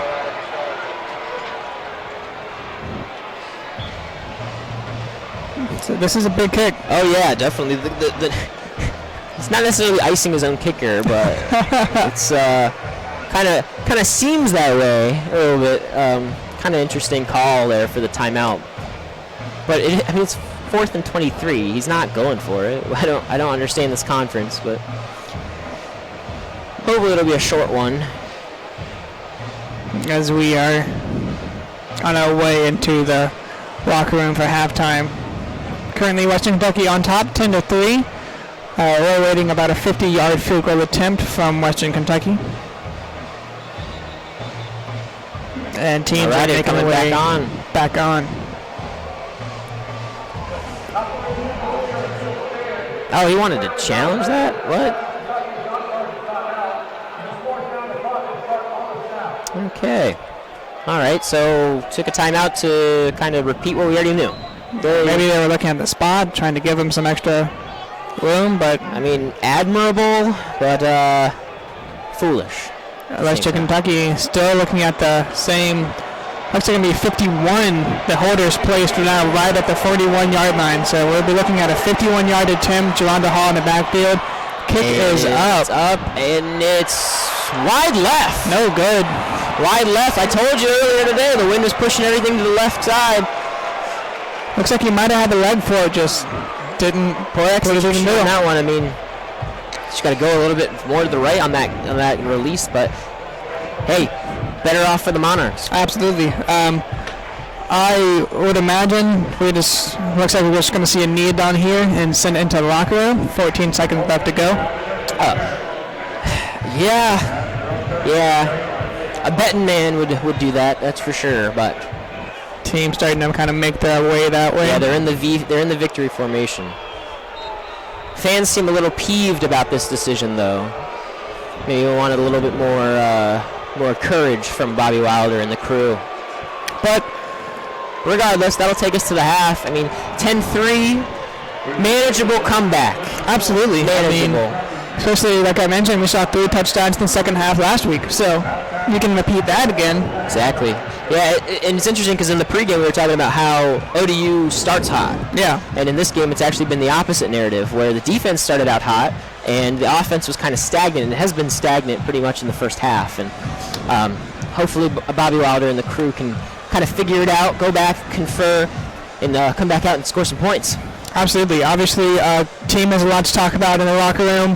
Hopefully they can come out strong. But as we leave it now, we have reached halftime. Western Kentucky leaves Old Dominion 10-3. I'm Grayson McKinney with Jacob Kowski with WOD Sports. We will be back to give you the second half.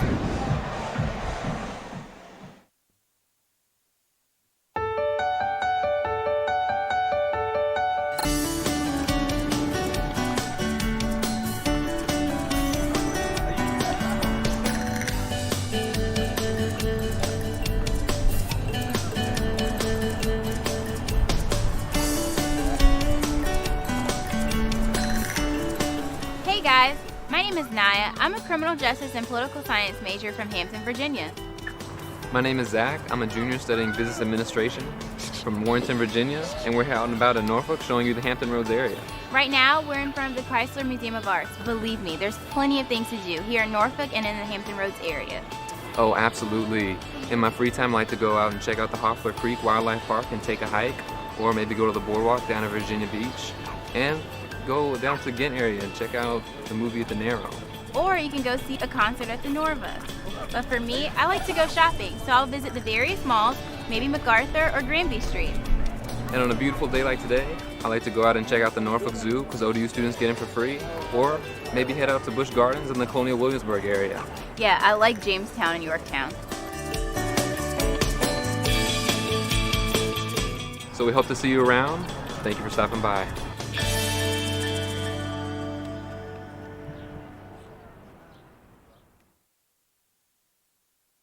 I need a place that gets me, Where I come from. where I'm heading. To put my experience into action. Turn my skills into enterprise. Innovate. To learn on my terms. To develop my own passions. Encouraged by my faculty. Supported by my campus. Make a difference in the world. Create my own traditions. Old Dominion University. Your future success begins here.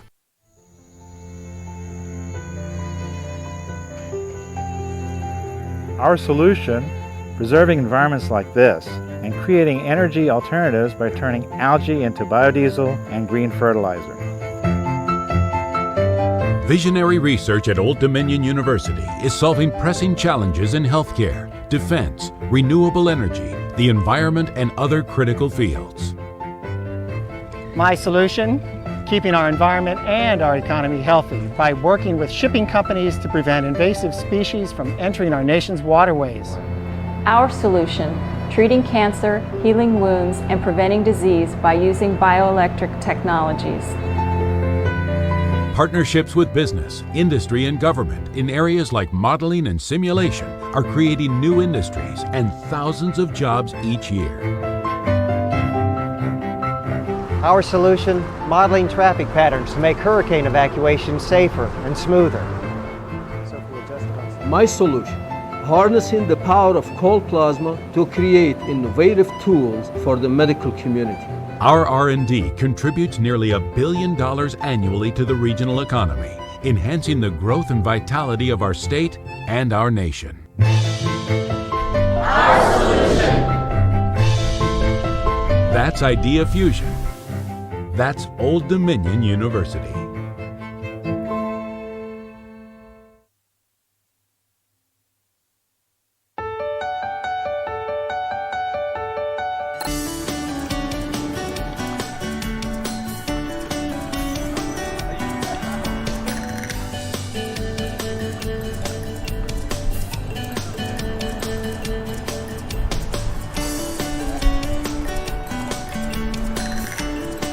Hey guys, my name is Naya. I'm a criminal justice and political science major from Hampton, Virginia.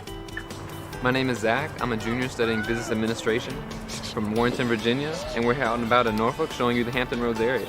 Right now, we're in front of the Chrysler Museum of Arts. Believe me, there's plenty of things to do here in Norfolk and in the Hampton Roads area. Oh, absolutely. In my free time, I like to go out and check out the Hoffler Creek Wildlife Park and take a hike, or maybe go to the boardwalk down at Virginia Beach, and go down to the Ghent area and check out the movie at the Narrow. Or you can go see a concert at the Norva. But for me, I like to go shopping, so I'll visit the various malls, maybe MacArthur or Granby Street. And on a beautiful day like today, I like to go out and check out the Norfolk Zoo because ODU students get in for free, or maybe head out to Busch Gardens in the Colonial Williamsburg area. Yeah, I like Jamestown and Yorktown. So we hope to see you around. Thank you for stopping by.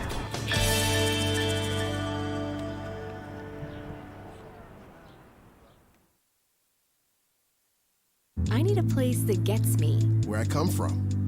where I'm heading. To put my experience into action. Turn my skills into enterprise. Innovate. To learn on my terms. To develop my own passions. Encouraged by my faculty. Supported by my campus. Make a difference in the world. Create my own traditions. Old Dominion University. Your future success begins here.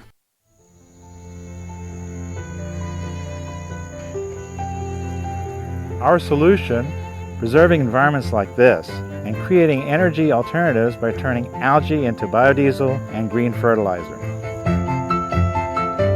Visionary research at Old Dominion University is solving pressing challenges in healthcare, defense, renewable energy, the environment, and other critical fields.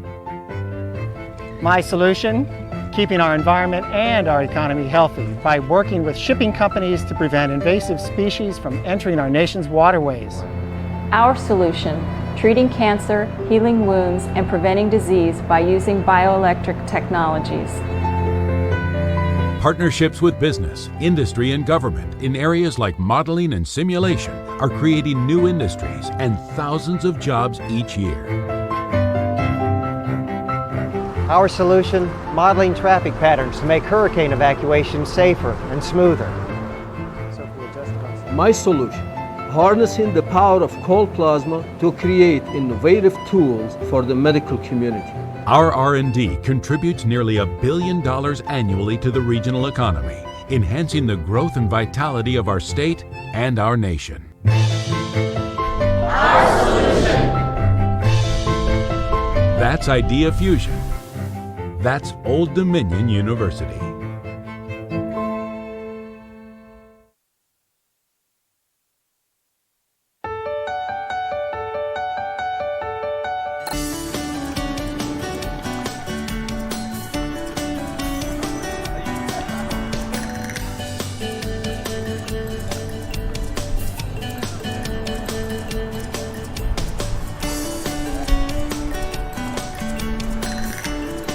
Hey guys, my name is Naya. I'm a criminal justice and political science major from Hampton, Virginia.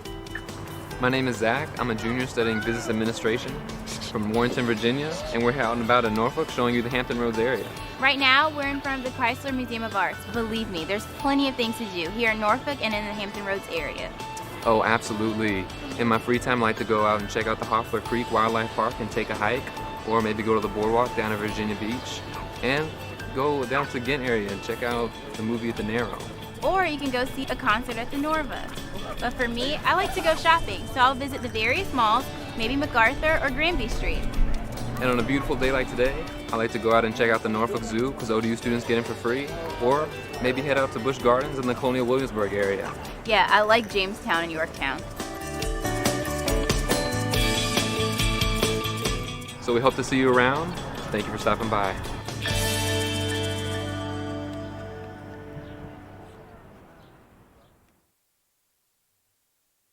I need a place that gets me, Where I come from, where I'm heading.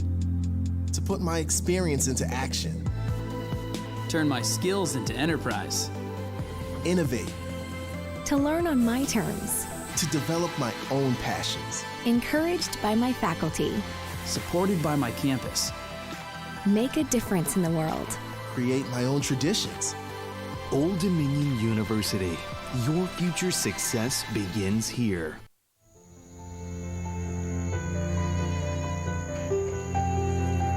Our solution, preserving environments like this and creating energy alternatives by turning algae into biodiesel and green fertilizer.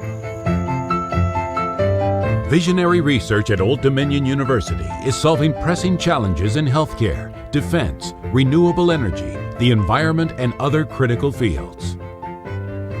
My solution, keeping our environment and our economy healthy by working with shipping companies to prevent invasive species from entering our nation's waterways. Our solution, treating cancer, healing wounds, and preventing disease by using bioelectric technologies. Partnerships with business, industry, and government in areas like modeling and simulation are creating new industries and thousands of jobs each year. Our solution, modeling traffic patterns to make hurricane evacuation safer and smoother. My solution, harnessing the power of cold plasma to create innovative tools for the medical community. Our R&D contributes nearly $1 billion annually to the regional economy, enhancing the growth and vitality of our state and our nation. Our solution. That's Idea Fusion. That's Old Dominion University.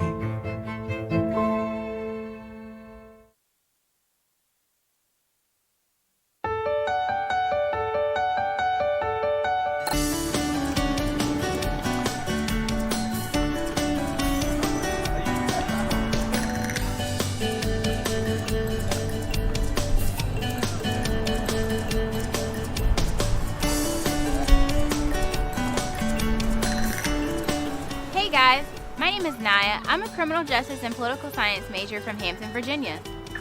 My name is Zach. I'm a junior studying business administration from Warrenton, Virginia, and we're out and about in Norfolk showing you the Hampton Roads area. Right now, we're in front of the Chrysler Museum of Arts. Believe me, there's plenty of things to do here in Norfolk and in the Hampton Roads area. Oh, absolutely. In my free time, I like to go out and check out the Hoffler Creek Wildlife Park and take a hike, or maybe go to the boardwalk down at Virginia Beach, and go down to the Ghent area and check out the movie at the Narrow. Or you can go see a concert at the Norva. But for me, I like to go shopping, so I'll visit the various malls, maybe MacArthur or Granby Street. And on a beautiful day like today, I like to go out and check out the Norfolk Zoo because ODU students get in for free, or maybe head out to Busch Gardens in the Colonial Williamsburg area. Yeah, I like Jamestown and Yorktown. So we hope to see you around. Thank you for stopping by.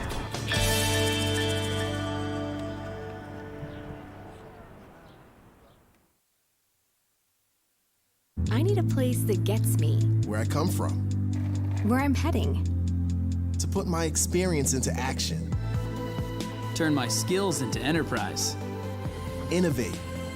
To learn on my terms. To develop my own passions. Encouraged by my faculty. Supported by my campus. Make a difference in the world. Create my own traditions. Old Dominion University. Your future success begins here.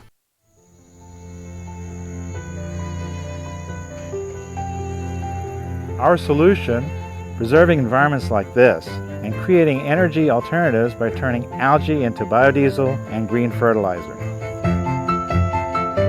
Visionary research at Old Dominion University is solving pressing challenges in healthcare, defense, renewable energy, the environment, and other critical fields.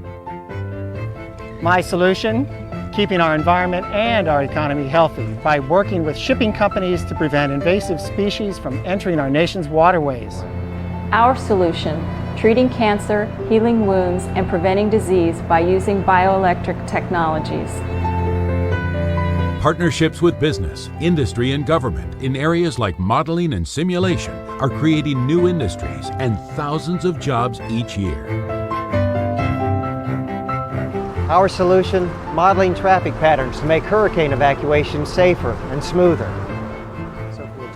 My solution, harnessing the power of cold plasma to create innovative tools for the medical community. Our R&D contributes nearly $1 billion annually to the regional economy, enhancing the growth and vitality of our state and our nation. Our solution. That's Idea Fusion. That's Old Dominion University.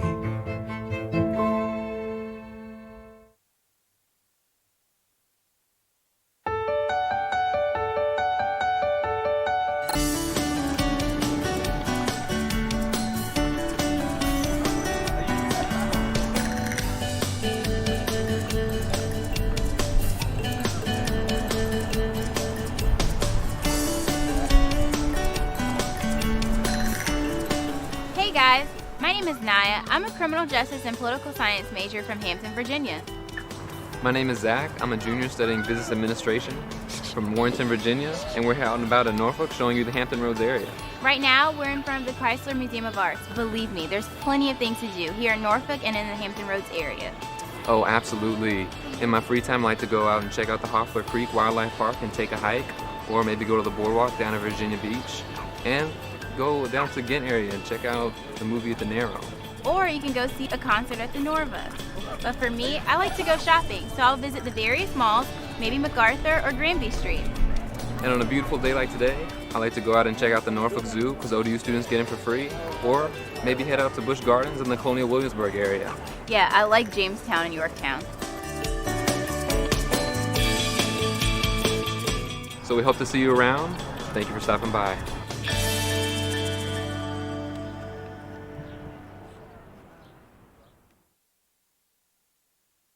I need a place that gets me Where I come from. where I'm heading.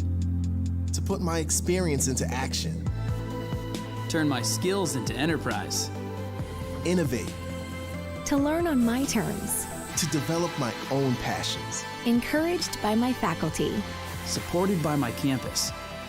Make a difference in the world. Create my own traditions. Old Dominion University. Your future success begins here.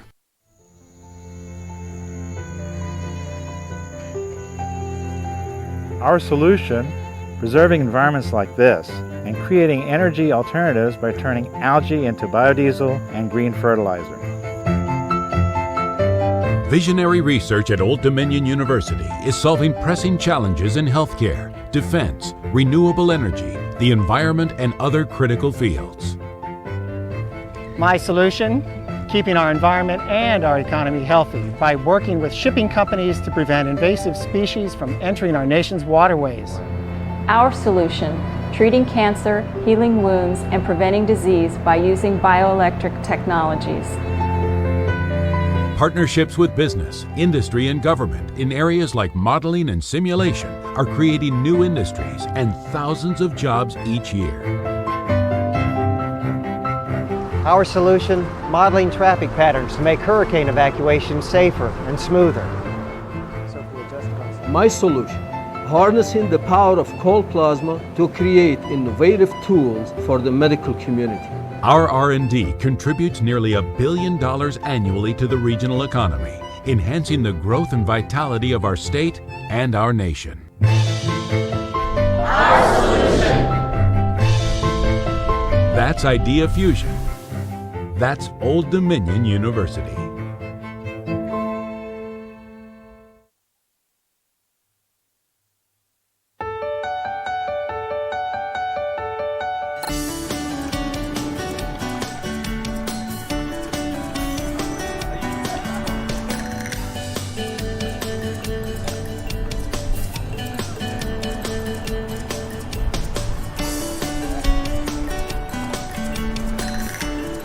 Hey guys, my name is Naya. I'm a criminal justice and political science major from Hampton, Virginia.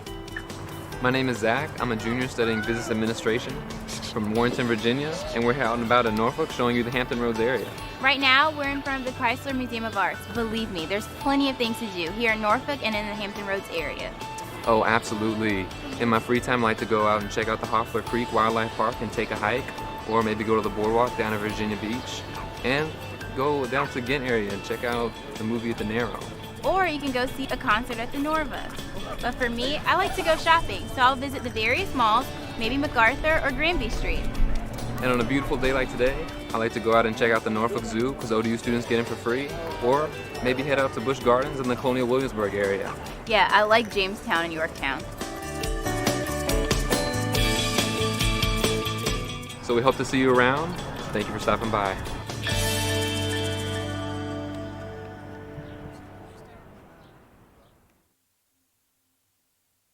I need a place that gets me, Where I come from. where I'm heading. To put my experience into action. Turn my skills into enterprise. Innovate. Oh! To learn on my terms. Whoa!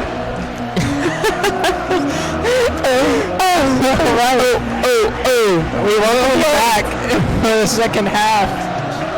Crowd really getting into it. Jake really getting into it. Dude, after that halftime light spectacular, how can you not get into this? Folks, if you haven't been to SB Ballard Stadium, you have to come down, especially for these night games, to really get the full effect of what they do. I mean, awesome job by the facility. Awesome job by the facility. Hopefully we can get an awesome job from ODU in the second half. Yeah, well, you know, Stone Smart, 2 for 6 with 28 yards passing today. So it's not great. Not great. Not great. Not great at all, Yeah, guy. 4 first downs in the first half. You know, 59 total yards for the offense today. Like, that sums it up right there in a sentence. Yeah. Complete ineffectiveness. I mean, you're absolutely right. But, you know, ODU gets the ball, start out the half. We are ready to get this train all rolling. See if we can get something going here for ODU. ODU will get the ball at their own 25.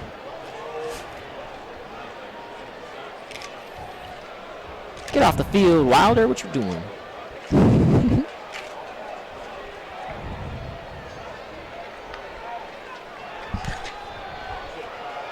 Smart little Dump right there to Kalen Strong, who makes a good foot in the ground. Way to come back in. Keyshawn Strong, nice move. Absolutely. Way to plant that right foot. He knew his momentum was pushing out of bounds. He plants his foot and is able to bounce out to get some more yards. Brings him from the 25 all the way over to the 41. That's the start you want if you're ODU. Kind of get going quick here. Nice gain. Ball already on the 41-yard line. Could not agree more, man. This is good. This is the energy that they need to maintain. Oh, another high snap. He's able to recover. Going deep. And almost picked off. Whew. Yikes. Well, at least he throws incompletions to the other team. Oh, jeez. I mean, yes. Not a smart move right there by Smart. Yeah, I mean, double coverage there, tight coverage. That's a really tough window to fit that ball in. Yeah, it's a Corian Darden, 5'9" corner from Western Kentucky. Had it right in the mitt, as they say. However, though, it was refreshing to see a ball fly through the air. So elegant. I know. So beautiful.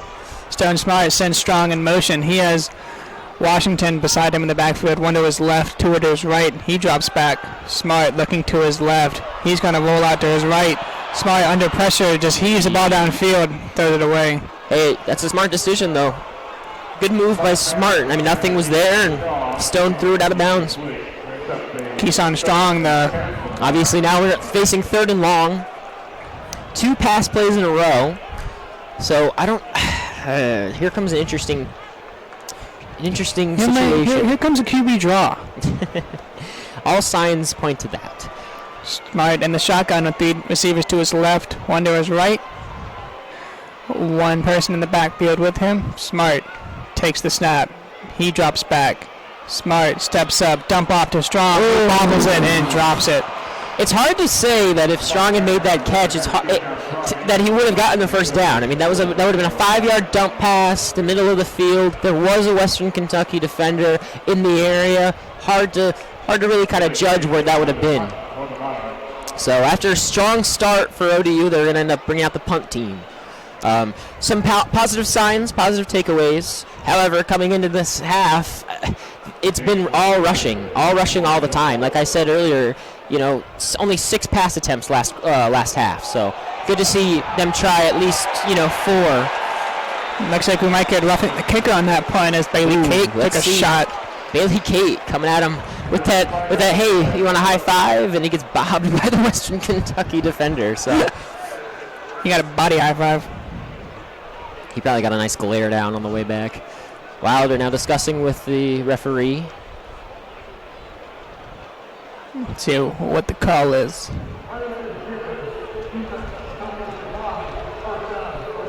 Okay, so running into the kicker is the call. They decline it. The ball will be placed at the Western Kentucky 24-yard line. If you're the defense coming back from this, you have to expect Western Kentucky to continue to throw the ball. It's no secret.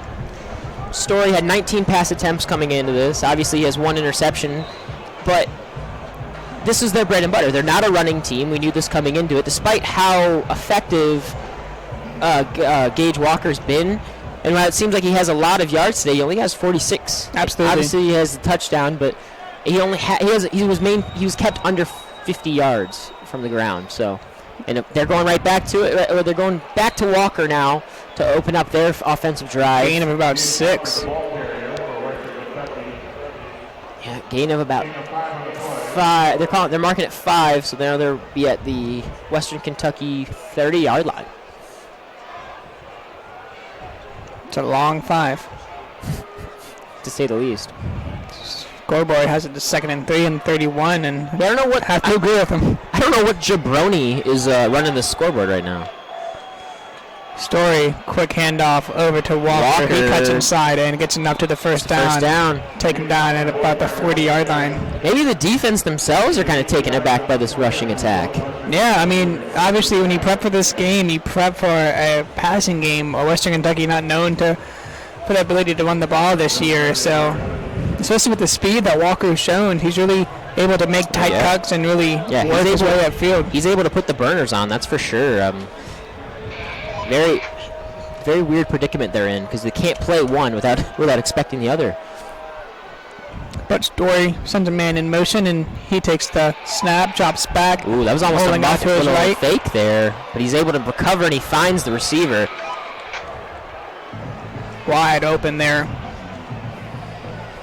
Yeah, it was Kyle Fortenberry, number 42 for Western Kentucky on the reception and the first down. So Western Kentucky, great start to their second half, moving the ball. Yeah, this offense just seems to be in a place. Like they just seem to be gelling together, man. Not good signs, things to come. Pearson now with the ball on a screen. Good block right there by number 18. Ooh, getting a little testy on that throw out of bounds. A nice speed there from Pearson, able to get the edge and work his way around ODU. Definitely. Looks like it will be enough to move the chains. Another first down for them. Another interesting stat moving in for Western Kentucky's offense, they were able to they had 11 first downs in the first half. They've now added on 2 more on this drive. Story with 2 receivers to his right. He sends a couple men in motion to the left side of the line, and ODU shifts. He takes the snap, handoff to Walker. Big hole up the middle, inside the 10-yard line. Thank God for Hall. Jeez Louise. Here's the thing, folks. It's interesting. If you have 2 tight ends stacked on the left-hand side and they've ran the ball majority of the time on their offensive drive, why on earth wouldn't you expect a run to the left-hand side? And we saw ODU try to shift over to their right, but still huge hole for Walker. Confusing leads here. Oh, Story going in motion here. Ooh, tried to get off his feet. Gets met with a defender. But he works it inside the 5 now. Gain down to about the 4. Big yikes coming for these guys. We're getting in dangerous right here. And this is exactly what Western Kentucky wanted to do. A nice stop on defense on ODU's opening drive, and they've marched all the way down the field on this drive. Yeah, it's been pretty one-sided so far in the second half. Got the I formation. Handoff to Walker. Walker gets met in the backfield. Great tackle right there by ODU. Second down now. Believe it was third down. Third down now.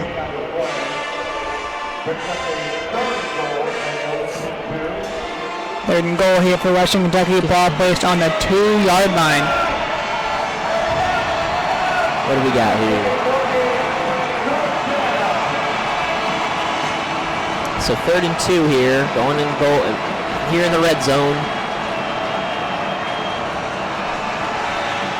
We have Story now in the shotgun. Western Kentucky calls a timeout. Takes a timeout. And we will take another short timeout, but we will bring you back. Western Kentucky knocking on the door. They still lead this one 10-3. Preserving environments like this and creating energy alternatives by turning algae into biodiesel and green fertilizer. Visionary research at Old Dominion University is solving pressing challenges in healthcare, defense, renewable energy, the environment, and other critical fields. My solution? Keeping our environment and our economy healthy by working with shipping companies to prevent invasive species from entering our nation's waterways. Our solution, treating cancer, healing wounds, and preventing disease by using bioelectric. We're back here, Western Kentucky marching back to the 2-yard line where they have 3rd and goal, knocking on the door, leading 10-3 in this one. You can feel the tension right now. Obviously, we're hoping for a stop, but the pressure is on. Story. Oh, he dropped it! Dropped it! Wow! Great play call right there. Great fake by Story. Bad execution, though. I mean, the throw was high. The throw, he jumped and threw it. I mean, he faked the QB draw. The tight end gets open. He just can't hit him. He throws it over the line, and can't come up with it. Joshua Simon, the intended receiver. ODU catches a huge break as Western Kentucky had a touchdown there, but poor throw by Story, just unable to get it to his tight end. And the field goal is up, and it is good for Western Kentucky. 13-3 now. ODU down by 10 with 10:07 left to play in the third quarter. I mean, so if you're ODU, that's a win. I would say so. They were able to stunt the red-hot Western Kentucky offense, and they were able to hold them to 3. I mean, the way that they were running, you would have thought that they would have scored a touchdown effortlessly. So I think the key to this drive was the 2 big stops on 1st and 2nd and goal. Oh, absolutely. Absolutely. And then, of course, like I said before the play, the pressure was on, and Western Kentucky just muffed the pass. Yeah, ODU able to get pressure into the backfield on those first 2 downs, and it kind of forced Western Kentucky to rethink their game plan. They went to the pass, and just great execution, but as you mentioned, a great play call, poor execution. Right. And like I said, hopefully they can take some kind of optimism out of that from the defense and put it towards the offense. That way we can get some points on the board. Absolutely. It's a constant struggle, and it's not even because of Western Kentucky's defense, just because of miscues by the offense. And as we await ODU's offense to come back on the field, we'll take another short break. ODU trailing this one 13-3, but still plenty of time left to go.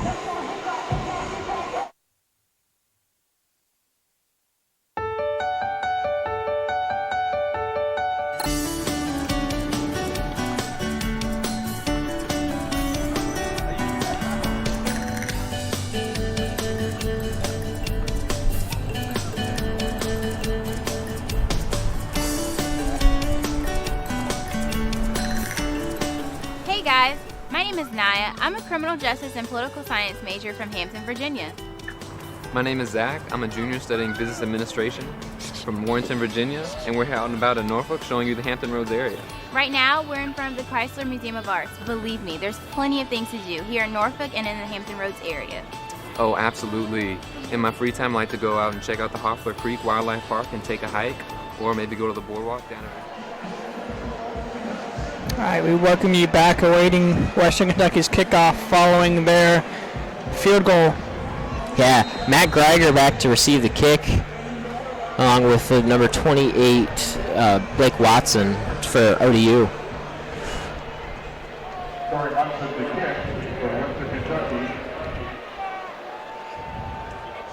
Here we go, and it's going to be played out of the end zone, so ODU will get the ball at their own 25-yard line. And we saw them open up their last drive with some nice plays to the air. See if they can get back to that. Yeah. Keep it going. That's the thing. They show that they have the capability to have a passing game. The thing is just when you don't introduce something until the second half, sometimes it takes a little bit to kind of get ready to go. So, interesting setup here. We got one running back in the backfield. It's Kalen Strong. Stone looking, nobody there. Oh, throws. Exactly. Almost picked off right there by the defensive lineman for Western Kentucky. Sloppy stuff. Stone really slow to make those reads. Yeah, and that's what we see a lot. Stone Smart always has run in the back of his mind, and I think it kind of causes him to really slow down his progressions. He isn't looking for the right mind. He's always looking for the hole to run. As Smart takes the snap, he drops back, steps up, looking for someone, fires, pass caught. Nice gain up the middle. Good catch right there by number 88, Nigel Fitzgerald. Great stuff right there by the Monarchs to get him out to the Western Kentucky 46-yard line. Gain of 30, but that's more than they had. That's the first half. That's more passing yards than we got in the first half. But that's the kind of passing you'd love to see from Stone Smart. Drops back in the pocket, waits for the receiver to get open, trusts his offensive line, steps up and throws a dart. As he drops back again, takes a shot downfield, incomplete. That ball sailed a little bit too much to the right-hand side. Keelan Strong unable to make the play. Stone, interesting. If you're going to throw those back shoulder throws, man, you got to give a little more air. That way that Strong could get the ball and get it right, one of those lob throws into the cup, Second and 10 out ball on the 46-yard line of Western Kentucky. Matt Greiger's the running back. Can catch the ball out of the backfield. We've seen it Absolutely. Smart takes the snap. He drops back. Ooh, missed the block there to Greiger. Ooh. Flag on the play. We got a flag on the play. This one's in the secondary. Potential pass interference call? In that position, that's what you're looking for. Well, we got push. Let's see what the official call will be.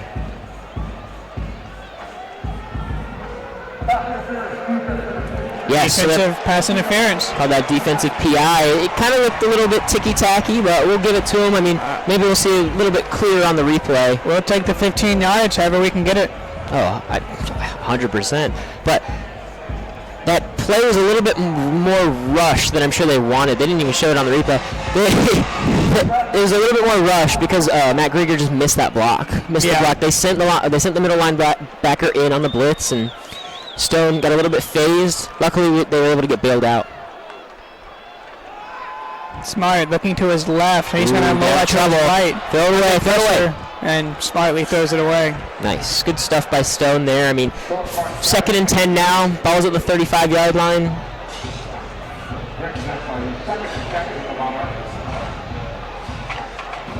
Not quite into field goal range of Nick Rice. You're looking at getting maybe about 10 more yards before you're comfortable sending him out there. Yeah, couldn't agree more with that statement. I mean, it's just too windy. But now Smart has Washington in the backfield with him. Western Kentucky playing deep, and they throw a short stream to Keyshawn Strong. Strong, nice gain.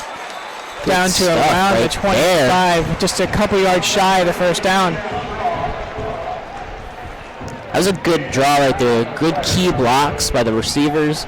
Well executed play by ODU.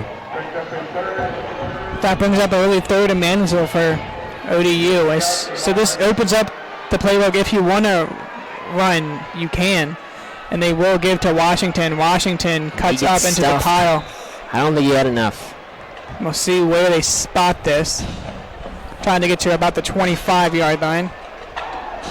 And it looks like he's going to be spotted just short. Wait.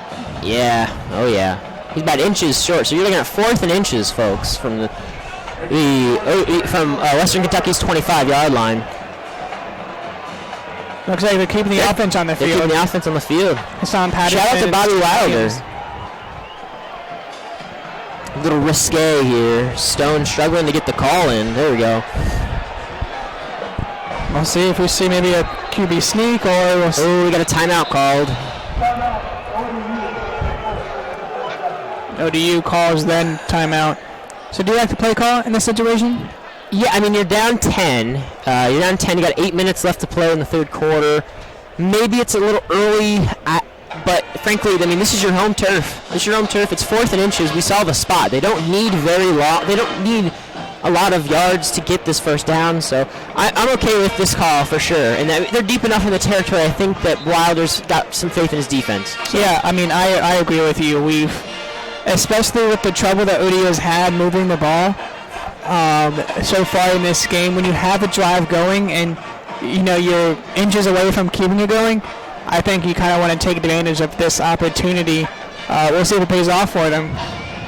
Interesting that Stone Smart is taking the snap out of the shotgun, so it could be a draw. Could be a draw. Halfback or quarterback draw. A lot of receivers over to the right-hand side. I'm not expecting a pass here. Smart sends a man in motion. Washington gets it. Washington able to... I think he was able to get the yard. Push his way and move the chains. And the well, we'll see here. Depends on the spot. We got the guy in the backfield saying first down. You got the other guy saying not. So they're going to have to bring out the chain gang. The ball is spotted right on the 25-yard line. This is true. Bring out the chains. Come on. Let's go.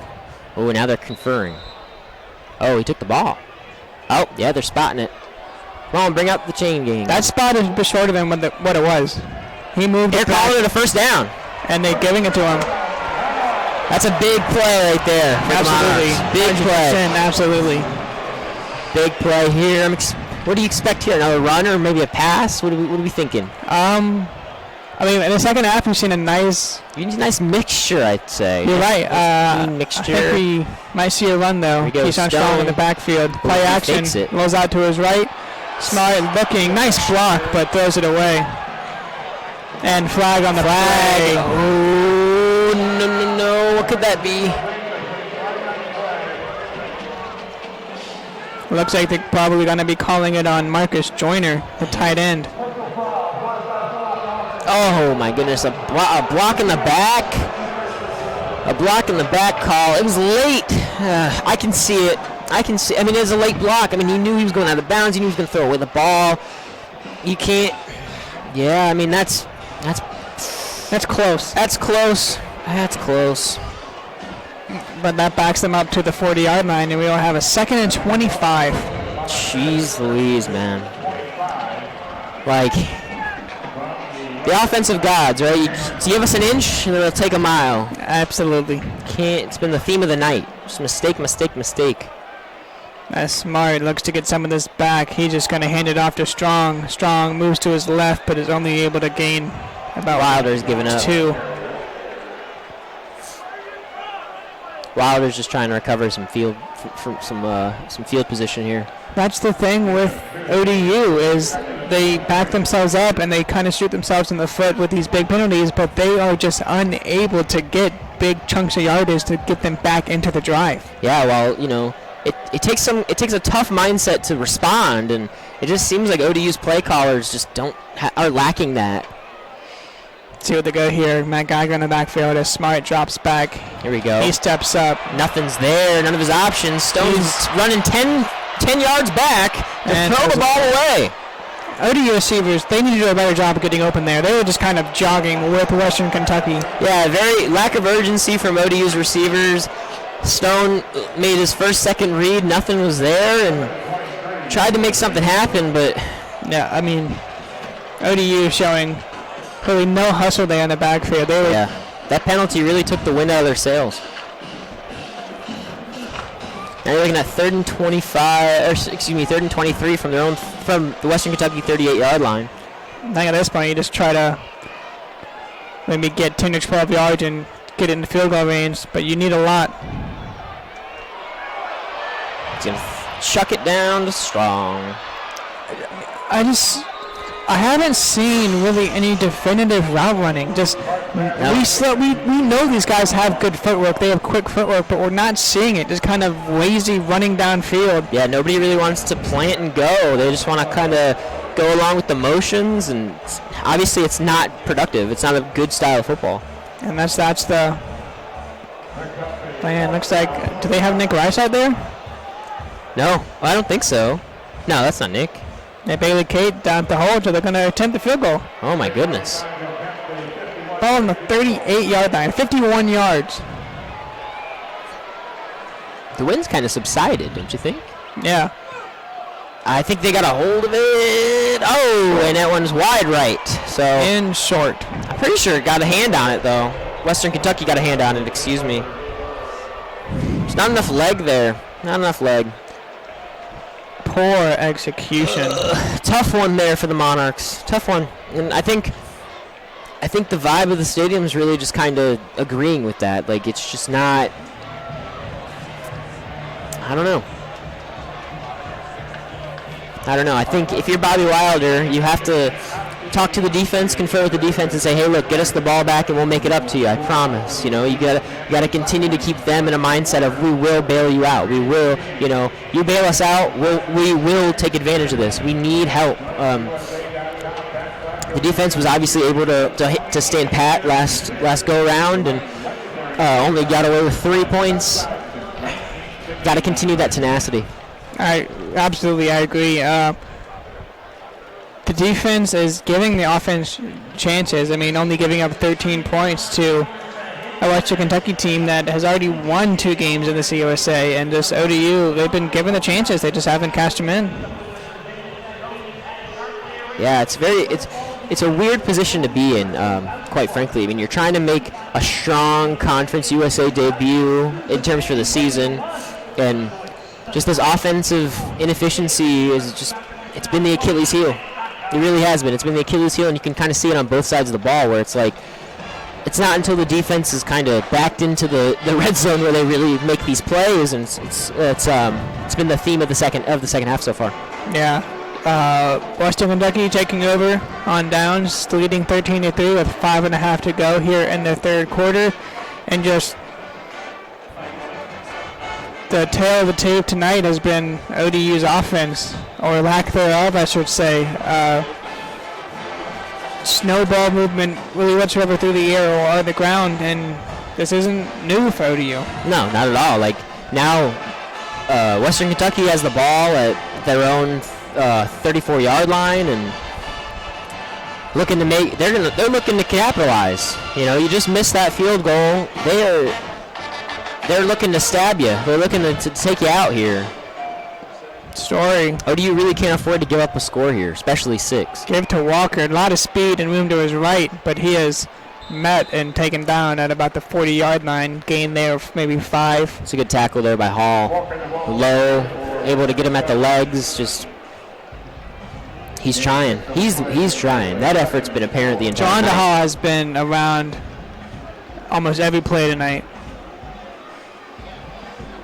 Ended up being a gain of 6, so Western Kentucky will have it 2nd and 4 on the 40-yard line. Story has 2 receivers to his left, 1 to his right. He takes the snap and just hand off to There you go. Walker. There's a strong defensive front right there. Great tackle by Jordan Young, number 3, the linebacker.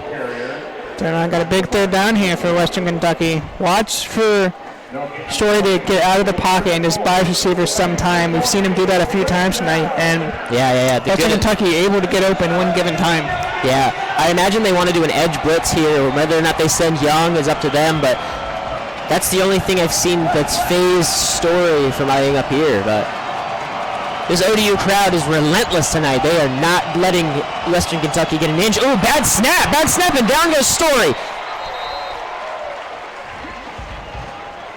Story able to fall on it, but still good defensive awareness right there. Tyree Bibby on the tackle. Awesome stuff. 4th and 8 now, I want to say, for Western Kentucky. But there it is again. ODU defense able to come back strong, and they keep giving us chances. Right, they keep giving you these coupons. You got to cash them in, man. You got to continue. You got to cash them in, and it doesn't seem like it's in any interest out there. It doesn't seem like Stone's really in it. It kind of seems like he's just trying to pad his stats sometimes with these cheap little completions. Well, I don't know if that went far enough. Poor punt. Very poor punt. Good for the Monarchs, though. At about the ODU 31-yard line. This went off the side of the foot, or looks like they're going to spot it at the 30. I'm waiting for the line judge here to kind of to pick her spot.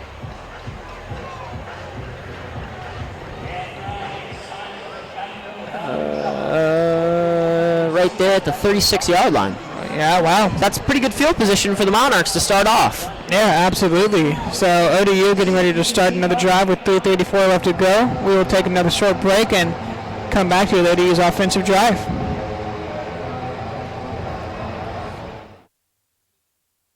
I need a place that gets me, Where I come from. where I'm heading. To put my experience into action. Turn my skills into enterprise. Innovate. To learn on my terms. To develop my own passions. Encouraged by my faculty. Supported by my campus. Make a difference in the world. Create my own traditions.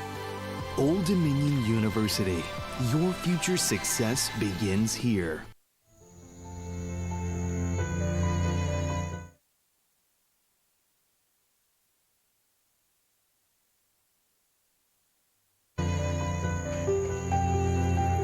Our solution, preserving environments like this and creating energy alternatives by turning algae into biodiesel and green fertilizer. Visionary research at Old Dominion University is solving pressing challenges in healthcare, defense, renewable energy, the environment, and other critical fields. My solution, keeping our environment and our economy healthy by working with shipping companies to prevent invasive species from entering our nation's waterways. Our solution, treating cancer, healing wounds, and preventing disease by using bioelectric technologies. And we are back here. ODU coming back out on offense. 3:34 left to go, trailing by 10, 13-3. Smart. Ooh, drops back, fakes the handoff, pass behind him. He had him open there for a minute there, and Stone just a little bit late on the release. You got to put that in front of him. For sure. And it's Cornell Hendrick who drops that ball. These things happen, though. The urgency from the receivers is evident, but Stone himself, he's having trouble reading. He's having trouble going into his options, and I don't know what it is. Maybe he's got something on his mind. Either way, they will have it 2nd and 10. Maybe he's a little peeved they're not running the ball anymore. Call my number, coach. Smart. There you go. Ooh, met immediately. Big hit there. They're going for it. Aiming for the head. It's a good catch right there by number 36, Isaiah Spencer. See what the call is. Big hit. Helmet to helmet or horse collar? And he looked like he might have led with his helmet. I didn't quite see where his arms were. I don't know if... Watch this. So let's watch the replay here. You got Stone making the read. You see Spencer get open, and then bam. Oh, yeah. Definitely led with his helmet. Helmet to helmet, for sure. For sure. There's no room for that in the game. It's a good penalty. It's a good call. I think they should give us a touchdown for it. Nice little 6-point penalty. You know, we don't need any field position. Yeah, Spencer coming off the field on his own power. I don't think he seems too phased. I think he's more excited that the call was made than anything. Glad to see him get up from that. That was a big hit. Oh, yeah. You could hear the crack from over at Great Clips. So, let's see what the call is.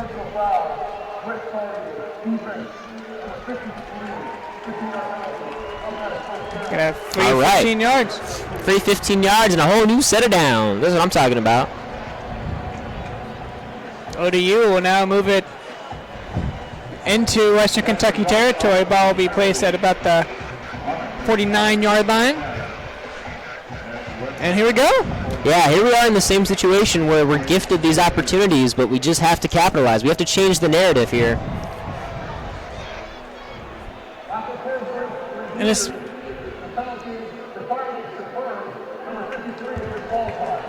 Wow, okay, so they're disqualifying the defensive player, number 53 for Western Kentucky. Excuse me while we look for his name. Jeremy Darvin. And that's a justifiable penalty, though. Like, absolutely. There is no room for it in the game. Like, we've seen Vontez Burfict for a perfect example. Like, guys with these track records, they be punished for this. Like, I mean, especially they're really cracking down on this in this college game. You know, you've seen the increase in targeting penalties. Yes. Which lead to a game suspension. Oh, yeah, of course. I'm curious to see what kind of action. I don't think the NCAA or Conference USA will take too much with this kid. Obviously, he can't play the rest of the game. We'll see. I don't imagine if he'll be suspended next game either. I imagine this is probably his first offense anyway, so these things happen. It is accidental. Sometimes you can't control your own momentum, but as he makes his way to the locker room, ODU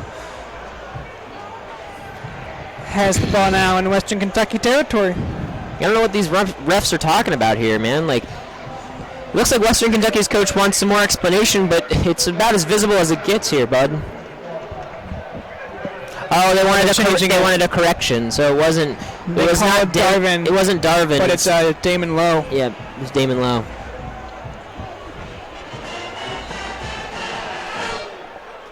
And here we go. Here we go. Interesting play call here. Interesting formation here. So we got. Oh, I see. So they started off with quad left, excuse me, and then they have a guy go in motion.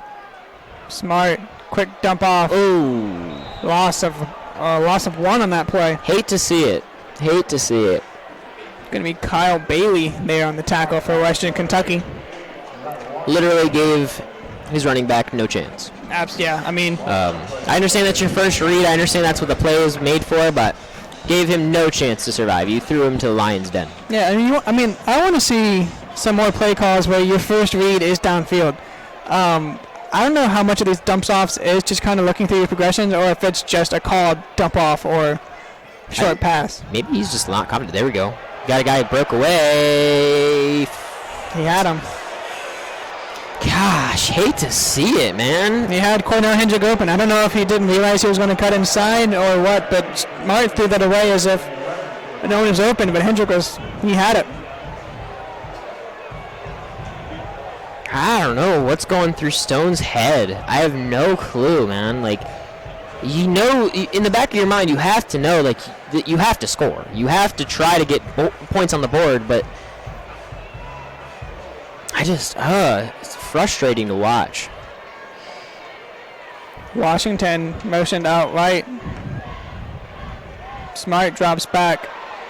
Pump fakes. Breaks away from the pressure. Now he's going to take off and run. Smart at the 40. Just close short. To the first down, but it looks like he's going to be just short. And I like that from Smart. I do like that. Yeah, like, obviously, he doesn't want to take a loss, so he moves forward in the pocket and is able to get out. But looks like the offense is staying on the field. See if they can get one here. But in that last play, you saw the pocket was collapsing, and Stone kept his head up, able to, avoid the pressure, and he just was able to run it up for a nice gain of 8. Another gutsy call here from Bobby Wilder. Ball on the 39-yard line. This would give Western Kentucky great field position, but ODU trying to get those last 3 yards. It's a fake run there. Good. There it is. Stephen Williams. Is that enough? They're marking it enough. First down, Monarchs. Stephen Williams, fan favorite here at ODU. Well, and WODU. And WODU. We love ourselves some Stevie. His first reception of the night, first target of the night, goes for first down. Yeah, really, and he's playing this weird Taysom Hill role where he can kind of just do all. They even have him lined up on the by himself on the left side of the field. So Smart balls out to his right, a lot of room in front of him, but no one open. Go, and he's gonna be stopped. A lot of time there for Stone Smart. Again, no one open, and he just a little more of the same for Smart. Gain of nada. We call that a no-fer. And it's silly stuff, man. Same kind of stuff happening. Like, Washington was open. He obviously can't see him because he's rolling to his right immediately, and Washington rolls to the left, but life is crazy. We'll have it now. 2nd and 10 on the 35-yard line. Smart sends a man in motion, takes the snap. Play action to Washington. Another rollout to his right. And what are you doing, mate? Come on. It's a backwards pass. They're blowing it dead, incomplete. I don't understand. I don't like.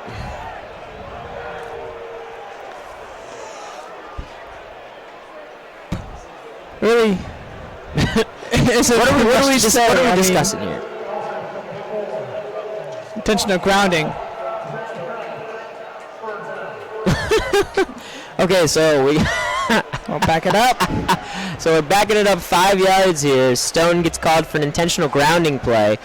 So now we are going to have the ball at the 3rd and 15.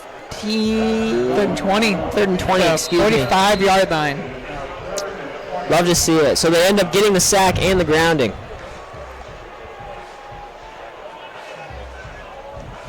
Think they can get 20 here? Stranger things have happened. Not tonight. Smart. Hey, now we got to break through the ceiling here. Theodore's left. He drops back. Smart steps up, fires, pass caught, but taken down inside 35, marked at about the 33. Good catch right there by Cornell. It's nice to see him continue to try despite being overlooked the majority of the night. And again, excuse me, it was Aaron Moore on the catch, not Cornell Hendrick. 4th down and 8. Stevie coming out to play. And that'll take us to the end of the 3rd quarter. Score now 13 to 3. Western Kentucky leads. ODU has some work to do in the 4th. To say the least, absolutely. We got some work to do, and they have to respond. It's as simple as that. They have to respond, and this Stone Smart stuff isn't working. Not tonight, at least. Like it hasn't.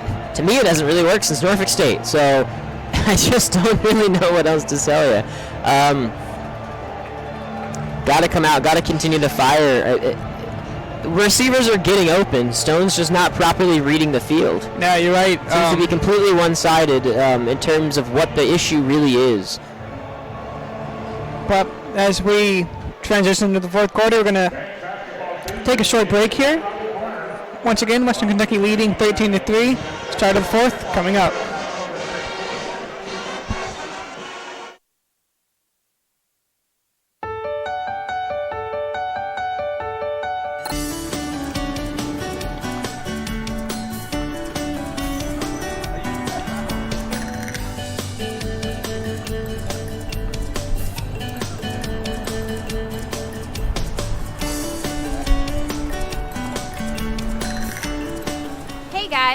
My name is Naya. I'm a criminal justice and political science major from Hampton, Virginia.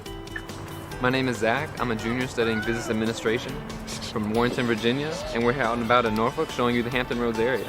Right now, we're in front of the Chrysler Museum of Arts. Believe me, there's plenty of things to do here in Norfolk and in the Hampton Roads area. Oh, absolutely. In my free time, I like to go out and check out the Hoffler Creek Wildlife Park and take a hike, or maybe go to the boardwalk down at Virginia Beach, and go down to the Ghent area and check out the movie at the Narrow. Or you can go see a concert at the Norva. But for me, I like to go shopping, so I'll visit the various malls, maybe MacArthur or Granby Street. And on a beautiful day like today, I like to go out and check out the Norfolk Zoo because ODU students get in for free, or maybe head out to Busch Gardens in the Colonial Williamsburg area. Yeah, I like Jamestown and Yorktown. So we hope to see you around. Thank you for stopping by.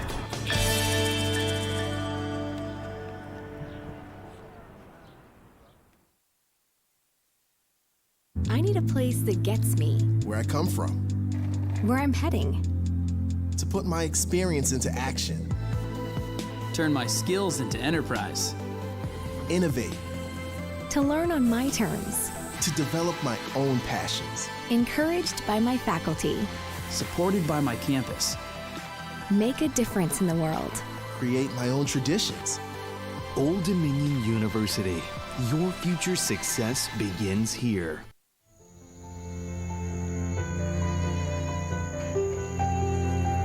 Our solution, preserving environments like this and creating energy alternatives by turning algae into biodiesel and green fertilizer.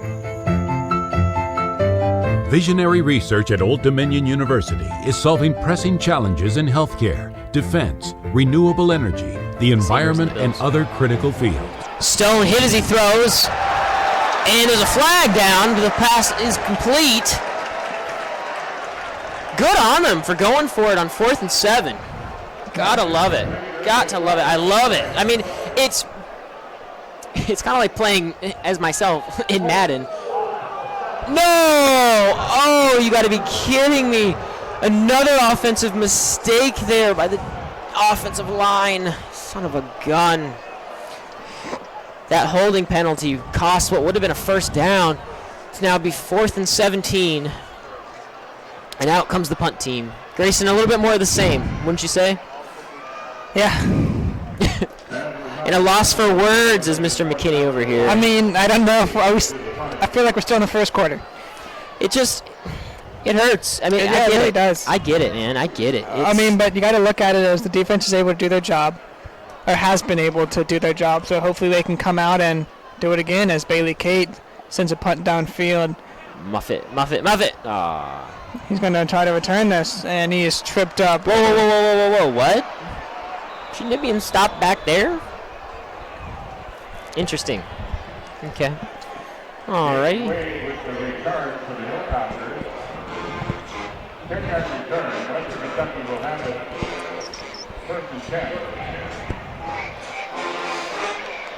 And that was a really killer way to end that offensive drive. Yeah, to say the least. I like. It's sloppy. It's sloppy football on both sides, and you can't win football games like that. You can't. You not can't. at all. And this team is a season off from beating Virginia Tech, and granted it was one of our only wins last year, but still, it has to count for something. As well as a win against Western Kentucky on the road. Yeah, there's a lot of new faces on this team. As Story hands off to Walker, and looks like he almost got taken down by his own man.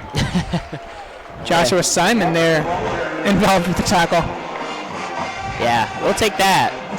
We'll take those. Look what that brown tarp is they have on the sideline. I think it has to be so they don't steal signs, but it seems kind of interesting. It's been doing that all game. I've noticed it, but I have too. It's got to be so they don't steal signs. And we haven't needed to the way our defense has played tonight. I know, right? It's like we can still figure it out. Interesting. A lot of room in front. Oh, good hit out of bounds. No, sir. Oh, they called a penalty on that one, didn't they? Oh, jeez. This is definitely going to forward it. It's a hit out of bounds. It's a late hit. Yeah. Looks like they might get Richardson on that one. What do they call? Unnecessary roughness?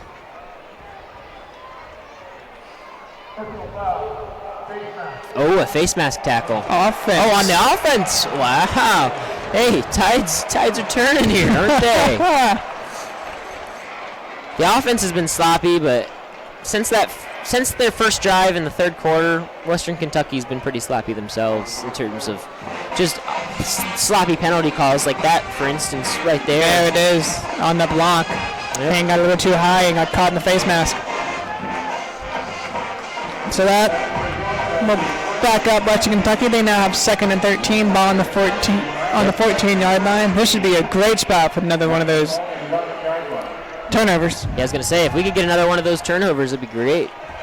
In terms of something that we like to call a pick six around here.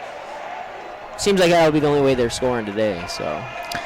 Story drops back, looks to his left. He's going to step up and run, and he's taken down at the line of scrimmage. Yeah, great tackle right there. Great gang tackle. On the effort combined was Keon White and Walker there. So big third down here for the defense. So you want to get this offense off the field as soon as possible. Obviously down by 2 scores. ODU wants as much time to work with as possible. Oh, of course. And on 3rd and long, they have to press up on them. They can't really give them any leeway here. Story. 3 receivers to his right, none to his left. He's in the shotgun. He drops back, looking to his right, fires, pass, caught. Is it enough? I think it is. Yep, they're going to spot it as enough. Looks like it's going to be Lucky Jackson there, enough to get the first down. Yikes. What did I just tell you? I said you can't give them much leeway, and then they end up taking. They don't even pick them up until they're 5 yards deep, man. Western Kentucky moving the chains as the clock is rolling, approaching 12 minutes left to go in this game. Yeah, the ball's set. The clock's going here. Western Kentucky taking their time. Wisely taking their time, I should add. Story. Looks like it'd be a handoff up the middle for a gain of maybe 1 or 2. Yeah, this guy Gage Walker, man, he's been probably their most impressive player, I'd say. He's been busy today. Yeah. He's been able to get, ODU's defense has given him an inch, and he's taking it all the way. Like, he's been very impressive tonight for Western Kentucky. Was a gain of 2, so they'll have a 2nd and 8 ball on the 27-yard line. 3 receivers to the left, 1 out wide to the right. You can kind of feel, with every offensive gain for Western Kentucky, you're kind of feeling this window closing on their victory, like on the chances of an ODU victory. There's a flag on this play. I'm curious what it might be. It's in the backfield, sort of. It's at about 1 yard up after the line of scrimmage. Probably, I'm going to say it's a hold call. Yeah, Western Kentucky's head coach looks a little angry. This ball's coming back. Oh, illegal shift.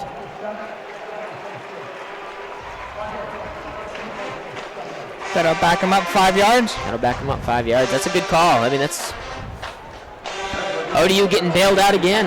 Yeah. Seems ODU defense is able to take advantage of the opportunities they're given with the Western Kentucky penalties. It's just offensively they're getting nothing going. Yeah. Ooh. Story might have gotten into jump, and they did.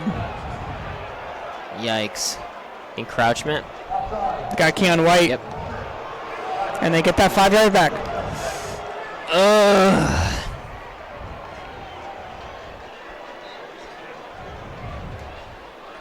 It's not winning football right there, bud. No. So we're back at 2nd and 8.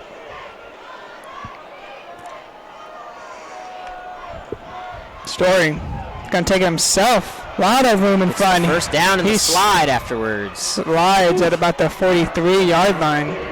There's an uncharacteristic call. Something we haven't seen in a while. Not from a man in white, at least. That was a good read by Story. I mean, obviously Lucky Jackson wasn't open there, and Pearson wasn't open either. So takes it himself, gets the first down.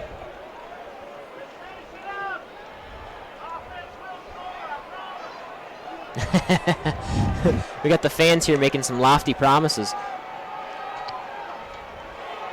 And Gage Walker gets the catch and is met in the backfield. So it kind of faked the toss and then just went right back to him. Yeah, that was good defense though. Yeah. That was really good defense. Good gang tackling right there by the linebacker and everybody else following. Like I said, no gain. Clock's still going though, man. The more and more we get these stops, the more and more Western Kentucky holds the ball, the less time ODU has to score. Like that just is what it is. And it's not winning football, like I continue to tell you. We are now under 2 minutes to go here in this game as Story takes the snap. Quick throw over to his left. A lot of room. Pearson out to his left. He's at the 40-yard line. Pearson tackled inside the 35. Yeah.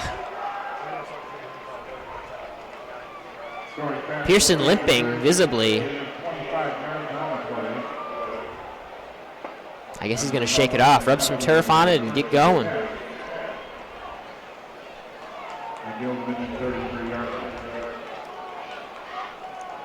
Story now coming off the big gain. He makes a change at the line of scrimmage. Takes a couple steps back, awaiting the snap. Takes a snap. Here comes the pressure, but hands off to the left. Big hole. Down open inside the 15. It's a good tackle right there by number 14. Gage Walker. Able to find the hole. Yep. Justin Richardson, really good tackle right there. Get him in open space. No real assistance. He knew he was the last branch of defense and had to make a good stop, and he did. He made this. Sucks it had to even get out to him, but way to do your job, son. And now Western Kentucky on the move again, on the 14-yard line. 1st and 10. Story takes the snap. Handoff is to Walker, and he... Strong tackle right there by Jordan Young. Gets maybe one. If ODU could play the ball like they do in the red zone, back, in Western Kentucky territory, it would be a whole different ball game. They just don't seem to kick it. They don't seem to really kick those gears into fruition until they get to like the 40 on defense. Western Kentucky, 2nd and 8 now. Ball on the 12-yard line. Story sends a man in motion.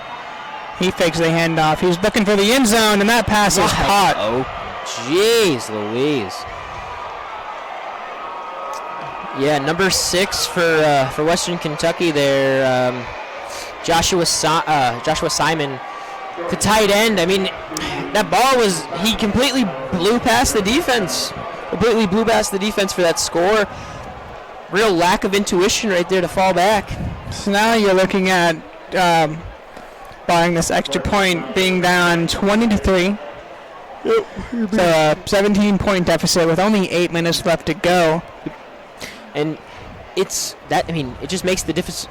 It makes the deficit that much more difficult to come back from. And I mean, it's 20-3. You're down 17. You need 3 scores to come back. And the way the offense is going, the odds are looking slimmer and slimmer.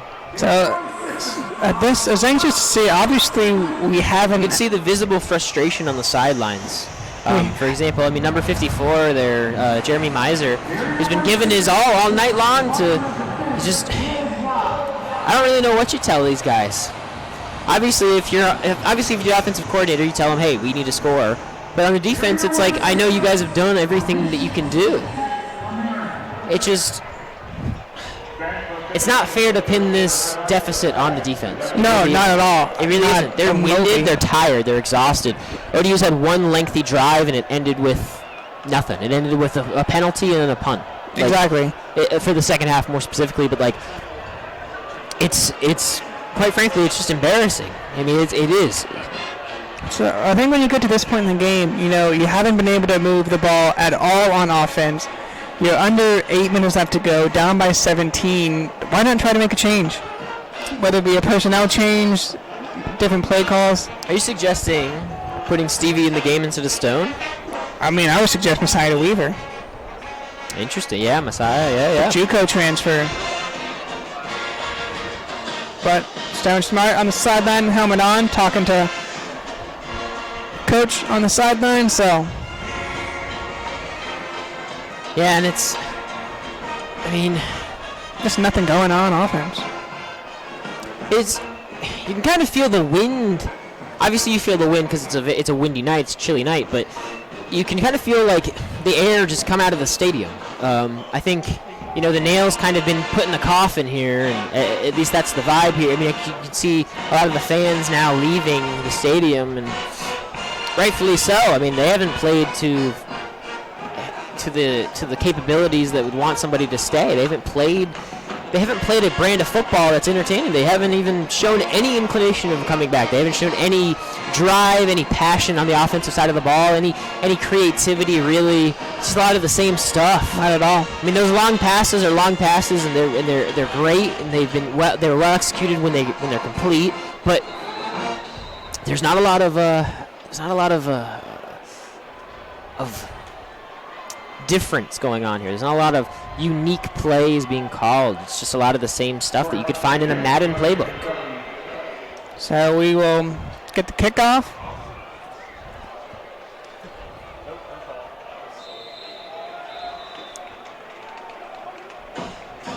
And kick will go into the back of the end zone. ODU will take it over on the 24 red line with 7:58 left to go, trailing 20-3.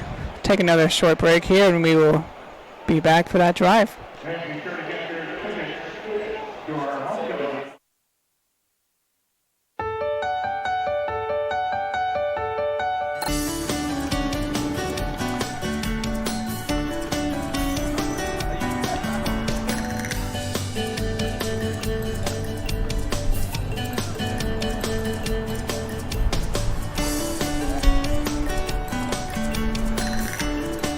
Hey guys, my name is Naya. I'm a criminal justice and political science major from Hampton, Virginia. My name is Zach. I'm a junior studying business administration from Warrenton, Virginia, and we're out and about in Norfolk showing you the Hampton Roads area. Right now, we're in front of the Chrysler Museum of Arts. Believe me, there's plenty of things to do here in Norfolk and in the Hampton Roads area. Oh, absolutely. In my free time, I like to go out and check out the Hoffler Creek Wildlife Park and take a hike, or maybe go to the boardwalk down at Virginia Beach, and go down to the Ghent area and check out the movie at the Narrow. Or you can go see a concert at the Norva. But for me, I like to go shopping, so I'll visit the various malls, maybe MacArthur or Granby Street. And on a beautiful day like today, I like to go out and check out the Norfolk Zoo because ODU students get in for free, or maybe head out to Busch Gardens in the Colonial Williamsburg area. Yeah, I like Jamestown and Yorktown. So we hope to see you around. Thank you for stopping by.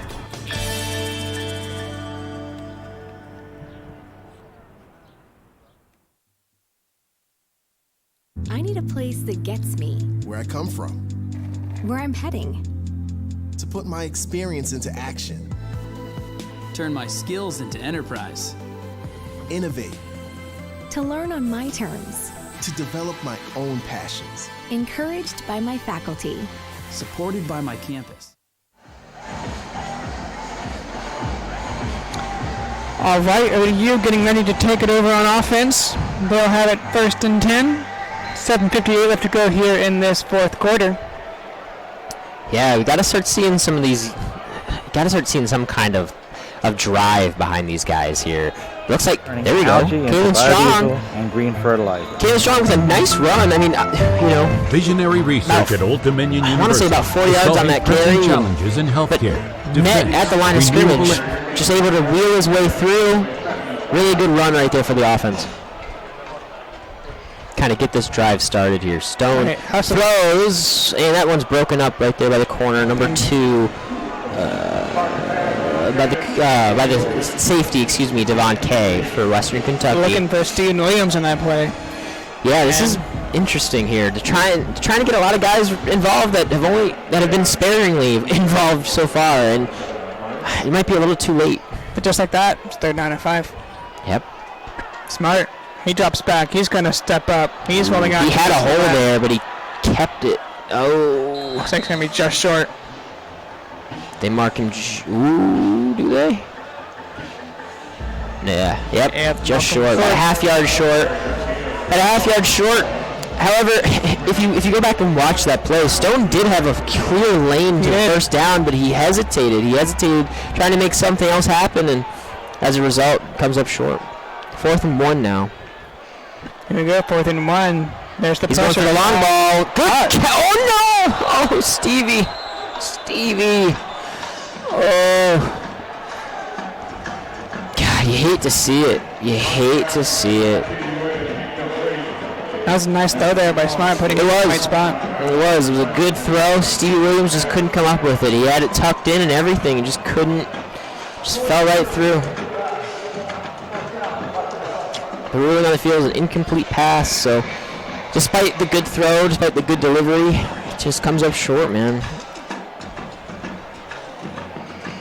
And Western Kentucky will take on over following their last touchdown. Here's the interesting thing on that play, though. I mean, if we go back and really kind of analyze the logistics behind it, I mean, you were 1 yard away, yet you call for a 10-yard route. It was kind of silly to me. I don't know. Looks like they're rushing 4-3. Quick handoff there to Walker. He's tripped up at around the line of scrimmage and gain a 1.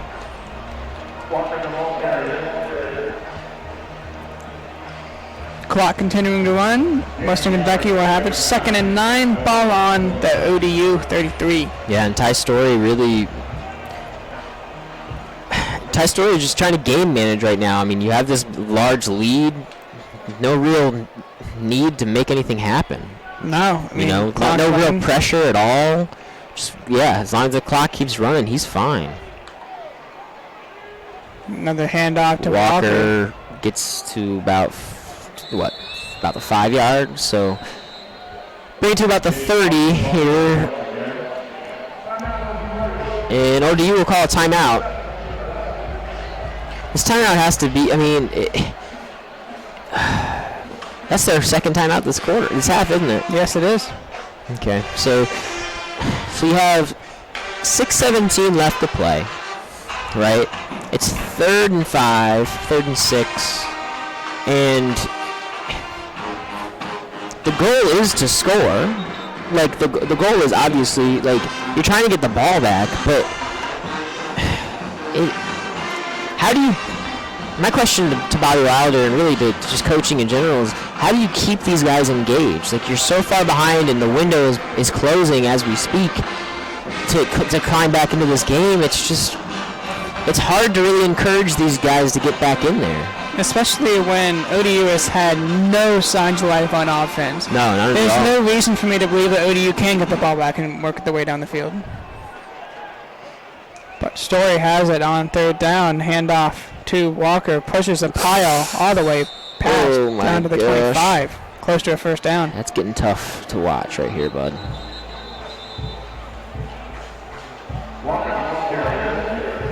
I think the spot is going to be just short. And Western Kentucky called timeout? ODU called their final timeout. Gotcha. So, it's just, like, those are two weird, oddly placed timeouts, obviously. It seems like the vibe now has kind of shifted, and now it's more so of, like, how can we get the ball back to at least get some points? Yeah, absolutely. Scoring is obviously, like, the idea and the game plan here, but I think for the defense, like, they're just trying to hold them. That's all this is. They don't want to tack on anything more. Oh, a QB sneak here from Ty Story, and it's going to be enough. Yep. Refs calling for the 1st down. Western Kentucky going for it on 4th down, up by 17. They're not going to kick a field goal.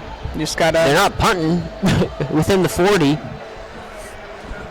So you go for it. They were able to get it. Now it's 1st and 10 from the 24-yard line of Old Dominion. I mean, it's kind of that Patriot mindset where it's like, yeah, like, we're going to score on you. Like, we're not gonna apologize for it either. Like, yeah, I mean they shouldn't. ODU played a terrible game, especially offensively today. There you go. So obviously they're going to continue with the run game. ODU has no timeouts. So Walker with the ball gets met in the backfield. Good tackle right there by number 7, Harold Blackman.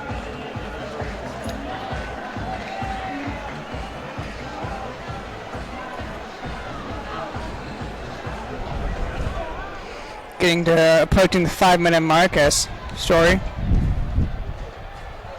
Story sees something he doesn't like. I imagine it's that blitz they just showed. Got about 7 on the play clock. Down to 5 now. Story. Quick pass caught. And Moom into the slot up past the 20-yard line.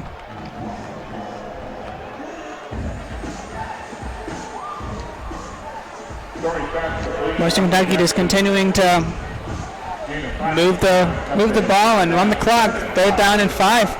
Just better offensive execution. I mean, it's been a completely lopsided game from that perspective. I mean, as much as we've praised ODU's defensive effort, I mean, Western Kentucky just has this offensive efficiency thing down, and it's not a lot of big plays. It's just chunk plays. It's yardage plays. It's these 4-yard gains, 3-yard gains, 5-yard gains. Like anything positive, they're taking. Story keeps it himself. Gets met. Good tackle right there by number 52, Juwan Ross.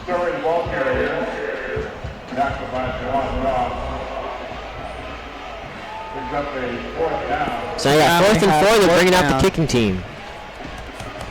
Like I said, I mean, you're holding them. They could have easily scored again, but they were able to hold them again, and it just sucks that they can't get anything going on the other side of the ball. Yeah. You know, I think that there's going to be a little conversation to be had in practice. Oh, absolutely. Especially, I mean, little turmoil in the locker room in terms of how much, in terms of the defense versus the offense. Offense hasn't come close to even remotely doing their job. And some words, I mean, I imagine some words will be said to Smart in the locker room by his teammates. So, like, it's just not a winning brand of football. The indecisiveness that was evident today. The ineffectiveness, the lack of leadership that I saw. I mean, I didn't see any mental toughness. I didn't see any like, hey guys, this is my bad, let's move on. Like even after the interception, I mean, he went back to the bench. Like he talked to Wilder and then went back to the bench. Like it just didn't come across as if he's got this kind of quality that I think teams really depend on from their quarterback. Yeah, I mean, we've seen him struggle this season, but not nearly as bad as tonight. Tonight was very, very bad for ODU offensively. But you're right, they never responded well on the sidelines, on the field. The only side of the ball really getting any work done for ODU has been defense. And exactly. The offense just hasn't really helped them out at all. Exactly. It's a shame to watch. It really is. You know, especially for Parents' Weekend. Like, they don't want to see that. Field goal is no good. Field goal is no good. Like I said, it's not for a lack of from Western Kentucky, giving us like any breaks. Like they have made their share of mistakes. It's just a lack of capitalizing. So we are now approaching the 3-minute mark. 3:17 to go here in the fourth quarter. Western Kentucky on top, 20-3. ODU will take over the ball. But before then, we will take a short break, and we will come back with our offensive drive. I'm Grayson McKinney with WODU Sports, the heartbeat of Old Dominion.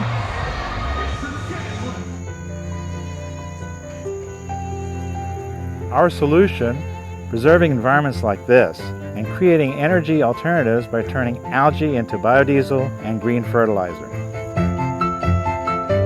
Visionary research at Old Dominion University is solving pressing challenges in healthcare, defense, renewable energy, the environment, and other critical fields. My solution? Keeping our environment and our economy healthy by working with shipping companies to prevent invasive species from entering our nation's waterways. Our solution: treating cancer, healing wounds, and preventing disease by using bioelectric technologies. Partnerships with business, industry, and government in areas like modeling and simulation are creating new industries and thousands of jobs each year. Our solution, modeling traffic patterns to make hurricane evacuation safer and smoother. My solution, harnessing the power of cold plasma to create innovative tools for the medical community. Our R&D contributes nearly $1 billion annually to the regional economy, enhancing the growth and vitality of our state and our nation. Our solution. That's Idea Fusion. That's old.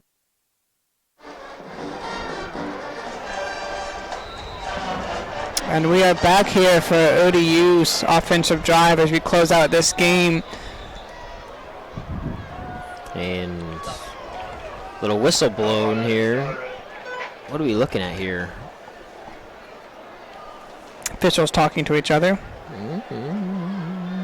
Interesting. Why? Huh.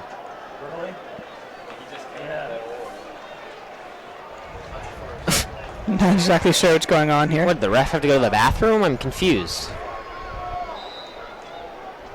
Oh well. Anyway, let's get back to this offense. All right, that was a nice distraction. That was very strange. What's going on? So, smart. Get sacked. All right. Alrighty. Alrighty, and that is number 10, D'Angelo Malone, with his second sack of the day for Western Kentucky. Love to see it, guys. You really do. Like, you just can't catch a break here. Second down and 13. Smart. And run it. Hand off. Nice little strong, good move Strong. right there. Good strong move by Strong. And he gets enough for the first down. The aptly named Kayvon Strong. Gets himself a Monarch first down. Yeah, we saw Strong able to kind of find a couple holes there in the offense, make a couple nice cuts, make a few minutes in it. I think that, to me, that signals how just upset he is at this game and there he is again. How he's performed. I think he genuinely thinks that. I mean, yeah, that was a big hit right there by Strong, on Strong by the defender. But I think overall, like, he's upset. He's upset because he knows that ODU is a better. Like, ODU is a good team. You know, he knows this. He knows that ODU's better than how they performed tonight. Smart steps up, dump off, tip, or just kind of hit the back of the helmet. Underthrown by Stone. Looks like it might have hit the back of his center's head. Yeah. Like, what do you? Oh my goodness, folks! You cannot see the eyes roll. But like, feel it, though. You can feel it. You can just feel my disgust right now. Third down and 7. This is just ineffective. This is like ESPN's not top 10 right here. Smart drops back, looks left, looks right, fires, caught. Okay, so on the surface, right, you get some positive yardage. You get the nice little completion to number 10, Darryl Brown, but he had Stevie Williams wide open in the first down territory at the 45-yard line, and he potentially could have made a play to Cornell Hendrick, but here we are at 4th down. And that'll be short. That is way short, actually. You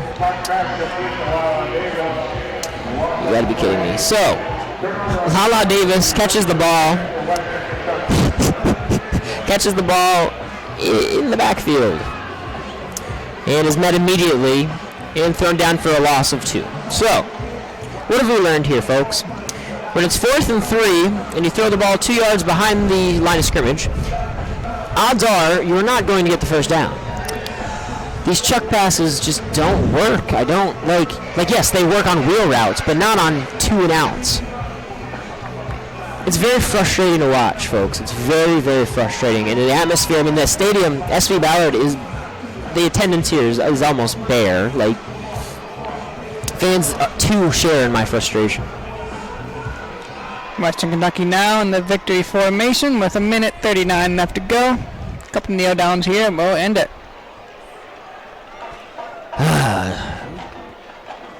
Ty Story. Good knee down. Okay. Great execution. We saw him take the snap. Good hold. Exactly. Plants the left foot, falls down on the right. Boom. Boom. Classic. Respect. See if we can do it again here. So he's going to look to get a nice firm grasp. Nice hold from the center. And yeah, the ball's not too wet. It's not too cold. Just moving on in. All right, Story. And takes the snap. That's it. I mean, you got finishes on the left this time. One more to go. So probably get us down to about the 30-second mark, and then take one more kneel down for the team, and this game should be wrapping up rather quickly. Under a minute to go here, and I mean, moving forward, right? So after this game, if you're Wilder, you have to look at the film. I throw this film away. There is something to learn from this film, I think. Right. And that is what you have to do better on offense. And the fact is, less penalties, more passing, less rushing, less draws, less predictable offense. And all that can be corrected. Can it be corrected in a week? I doubt it. But throughout the season, we'll be on to Marshall next week. On to Marshall next week. Back-to-back road games. 0-1 right now in conference play. 1-4 on the season. Tough loss. I mean, genuinely, you can make the case that ODU can hang with Western Kentucky. This game was a winnable game. The offense just didn't step up to the plate. Not in the slightest. Still feeling the effects of last week, where it was just a crushing loss to ECU. It's to me on the outside, it just seems as though ODU kind of just loses faith in itself. Yeah. I mean, you just have to.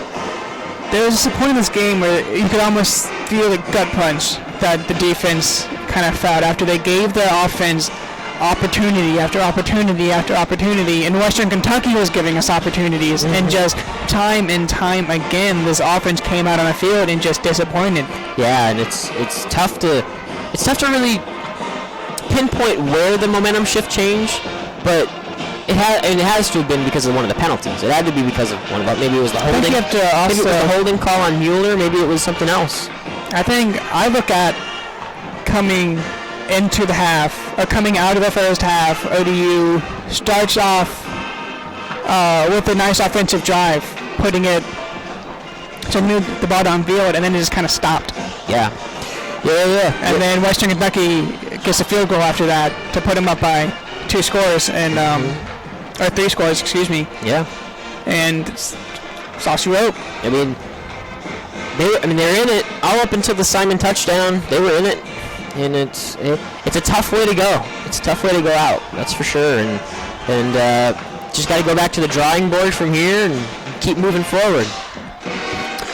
Once again, your final score here: Western Kentucky 20, ODU 3. ODU falls to 1-4 on the year. 0-1 in conference play. And 1-2 here at home on Ballard Stadium. Thank you for tuning in once again for WODU Sports. I'm Grayson McKinney. With me is Jake Lepkowski. Thanks for tuning in. On to Marshall.